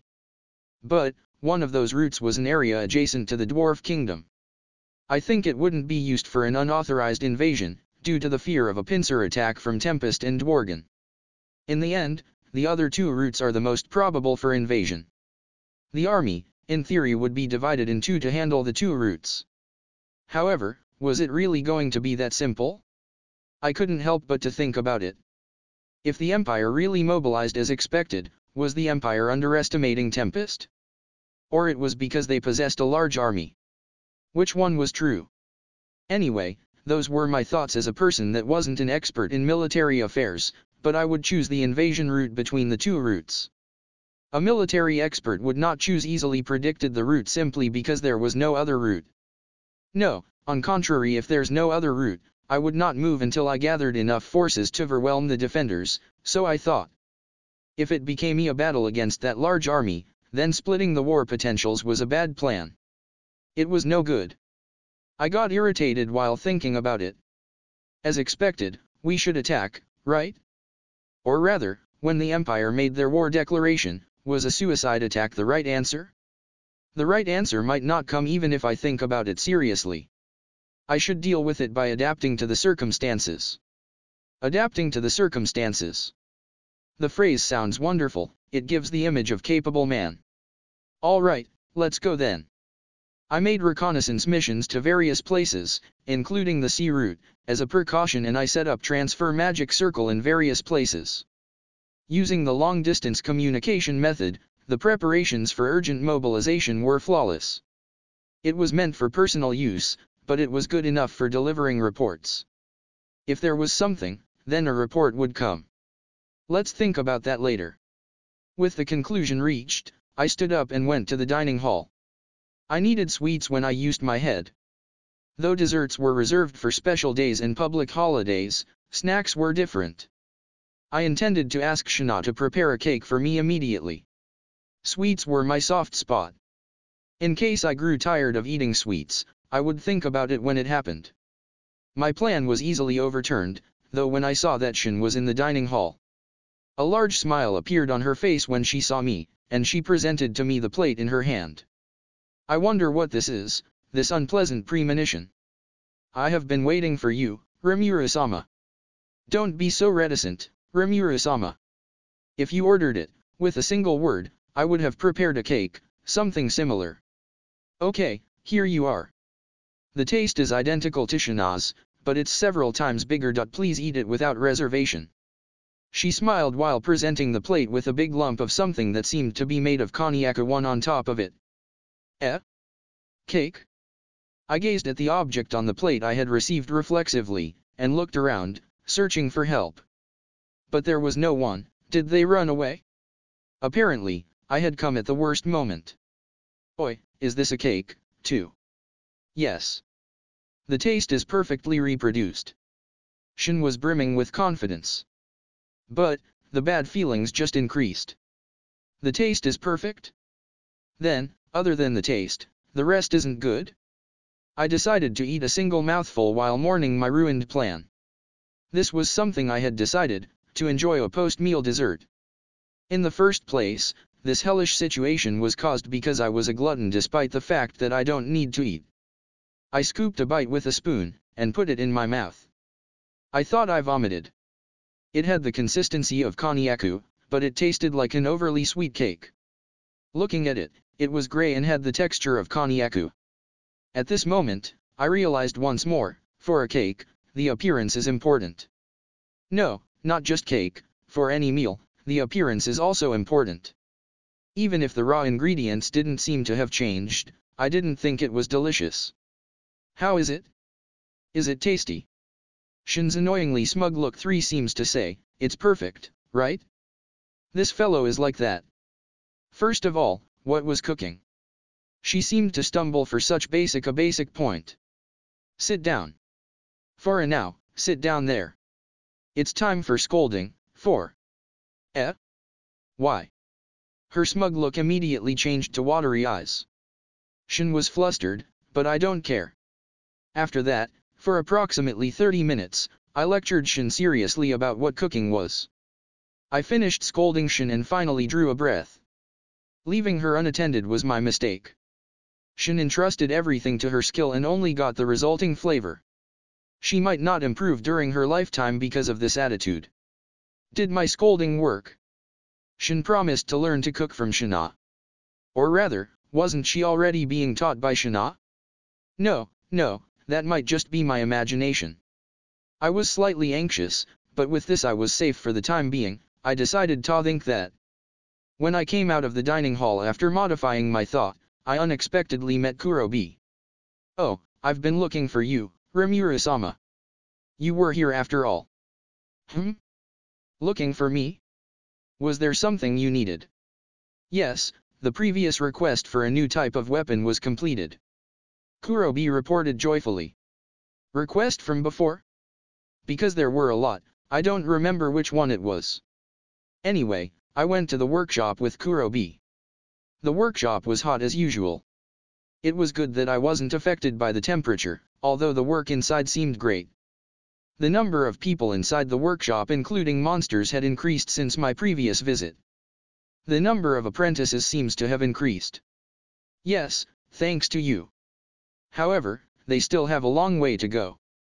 The number of unusable articles produced is greater than the number of usable articles produced. The two of us entered the workshop while talking, and the apprentices noticed our voices and looked up. And then, noticing my figure, they all stood up and bowed simultaneously. I was surprised by their vigor. When Kurobi saw that, "You idiots! Quickly return to work!" He shouted in very loud voice, and the apprentices' work resumed. I might understand their feelings. It was similar to when the company president comes to your workspace, making you feel tense. It was more stressful, for the people in lower positions. I too didn't have much free time even though I was the king of the country. I might be just as pitiful as them since I couldn't play freely. Even when General Manager visited my workspace in the previous world, I would have prepared with a major cleanup the day before. If it was the company president instead, then overbearing mood where failure could not be tolerated would appear. Since I understand that my household had increased, I might need to pay all the more attention when playing leisurely. But I am sorry for coming here so suddenly, but, because I think I'll probably be dropping by more frequently, please don't feel so tense. I said to them. It may be a problem if I became overfamiliar, but there was no need for everyone to be tense. I loved to act big but it wasn't very interesting if they were too tense and there was no reaction. I preferred foolish responses, like go Buddhas. TPO attitude corresponding to the time, place, and occasion. As long as they knew this, then it was acceptable. My words loosened the apprentice's tense shoulders. I nodded once after I confirming it, and I went to the back room. By the way, I didn't know about it, but the reason the apprentices were feeling tense was not only because I was a demon lord. I had been chosen as one of the 3 major idols of Monsters Country Tempest while I was unaware. It was me, Shina Enshin. The popularity was surprising. Besides, if Ramaris and Milim were added, it would have become something like a scramble for popularity. The rankings were intentionally withheld, but I hear that Milim and I were the very best. Good grief, I was shocked when I heard it. I will do anything to hide 5. Well then, the articles from the previous request were shown. Kurobi confidently retrieved the box storing the equipment and brought it before me. The thing inside was a broadsword that gave off a powerful feeling. It was characterized by a small, empty, round hole on the size of a marble at the base of the sword. There were 3 holes. They were all located in that spot. Of course, the sword had a modest performance, but it wasn't an overwhelming weapon like those that Kurobi forged. Still, compared with the apprentice's work, it was on another level. The materials were pure demon steel. It was valuable but didn't seem to be a special material. It may seem odd, but it was a very normal, unique class weapon. It didn't seem to be enchanted with a particular magic either. This is, compared to Kurobi's other work, it doesn't seem to be particularly outstanding. I asked him because I didn't understand. Kurobi could forge a sword in a day. On average, the finished products would be unique class, and even when he made mistakes the finished product would still be superior rare class. If I produced one carefully, it would take 2 to 3 days, but I could only produce would be of unique class quality at the least. However, producing a legend class item was still a faraway dream. I haven't succeeded even though I used suitable materials. It seemed if a finished unique class weapon was used by an expert for several years, it would evolve into legend grade by through the weapon's evolution. Therefore, it was unthinkable that Kurobi wanted to show me a mere unique class weapon. Fufu, you haven't realized it? It's the mechanism that Rimuru-sama had described before. When I inserted this gem into this sword's hole, then. While explaining, Kurobi inserted a yellow gem-like marble he'd taken from the box into the sword's hole. Then, the plain broadsword became clad in lightning magic power and transformed into a magic sword. Yo, you don't mean this is... Oh, oi, Kurobi. Kurobi-chan. Did you complete it? I excitedly asked Kurobi. A complacent smile appeared on Kurobi's face. Mfufufu. I did. He answered smugly. Ah, it was just like Shin's annoyingly smug look, but I wanted to praise him honestly. Suddenly I remembered the request: if a pure demon steel weapon adapts to magic power, then, if a magic gem charged with an attribute is inserted into the sword, would it turn into a magic sword? Kurobi consulted with Kaijin about this. Kaijin ended up researching with him, and thus it seemed that this was the result of the collaborative research between Kurobi and Kaijin. How is it? Did you remember? After directly condensing the magic power, we finally succeeded in refining a high-purity magic stone. According to the attribute of the magic power, it can be classified into one of the 4 elements, earth, water, fire, wind. Let's call the magic gem that grants the attributes element core or just core. It's possible to change the attribute by changing combination order. Naturally, you can only combine one attribute per hole. It's still in the middle of experimentation to perfect it, but there were some dangerous combinations. Also, no matter how hard we try, the maximum amount of holes is 3. Furthermore, it's questionable whether we can even create one hole for every 100 strikes. Using the normal hammering method, it's difficult to create a gap for the gem. It shames me to say it, but it was nearly impossible for the disciples to hammer a hole in the weapon. Even my 4 best disciples barely succeeded in creating a single hole. Well, if they give up they won't improve, and if they could create 3 holes then they would possess the skills worthy of a legend class. That's what I believe. Kurobi explained proudly. Wonderful. It's too wonderful. Even though a magic sword was already valuable, a magic sword that could change its attribute had never existed. It was an incredible creation. Though I forgot about it completely, this might be useful against the Empire. Incidentally, since the rarity greatly changes due to number of holes, I think it would be interesting to set it as a boss drop in the labyrinth. If the apprentices could make the hole on a normal sword, the successful product would be set as the floor boss's drop. I'd make the large boss of every 10th floor drop a core with random attribute. Well, that's only if the adventurers get past the 30th floor. Should I set it for the 40th floor? What do you think? Can you prepare several varieties of them? Yes, since we will manufacture the batch to be delivered to the commander class from now on, the failed products will be circulated in the labyrinth. We don't have the time or resources to produce them for rank and file soldiers, but the high-quality mass-produced equipment should be enough for them. There might not be a problem. I received Kurobi's ready consent and the plan was decided. Well, the labyrinth after the 30th floor becomes a real pain. The boss of the 50th floor was Goza Earl, who lacked the restraint. He was our next target. I can't play happily if I don't smash the Empire quickly. I want to bring back Chloe too and have some peace of mind already. Still, Yuuki is the strength of the Empire. I want to solve the problem quickly. By the way, the demon steel which was adapting to Rimuru-sama magic power from before, what's its condition? Will it soon adapt completely? Kurobi asked suddenly.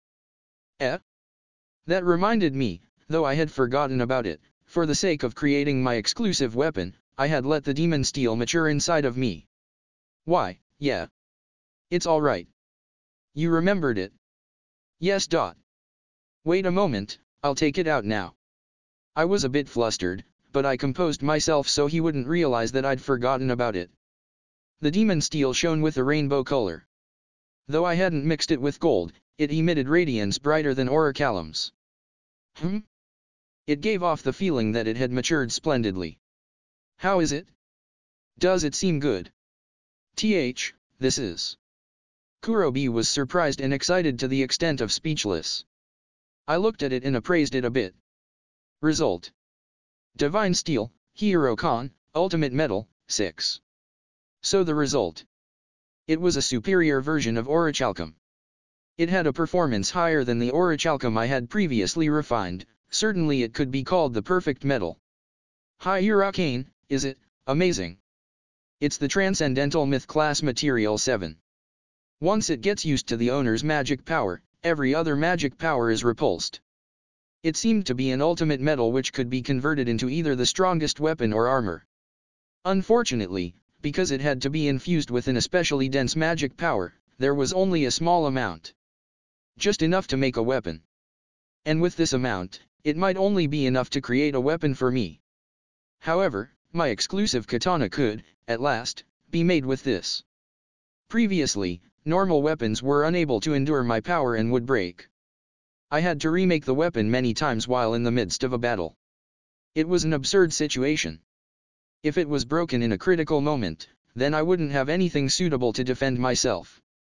I handed over the god metal, glistening with rainbow colors, to Kurobi, and requested he make a katana with it. Kurobi's eyes viewed it reverently and emitted a strange gleam of extraordinary tension and excitement. I had expected this. I left the rest in Kurobi's hands and left the workshop. While thinking about the still formless katana. In 1 week, a report arrived. Kurobi had finished forging the katana.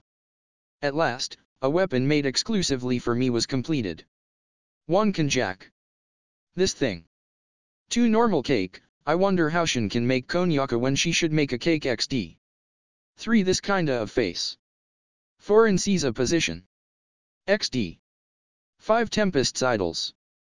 The album will be released soon. XD.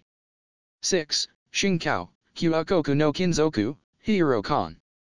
7 Ikuifahen, forever unchanging / permanence / eternally indestructible / transcendental, sounds good so I choose this. More details about this characteristic in the next chap. If you find any errors, broken links, non-standard content, etc., please let us know so we can fix it as soon as possible.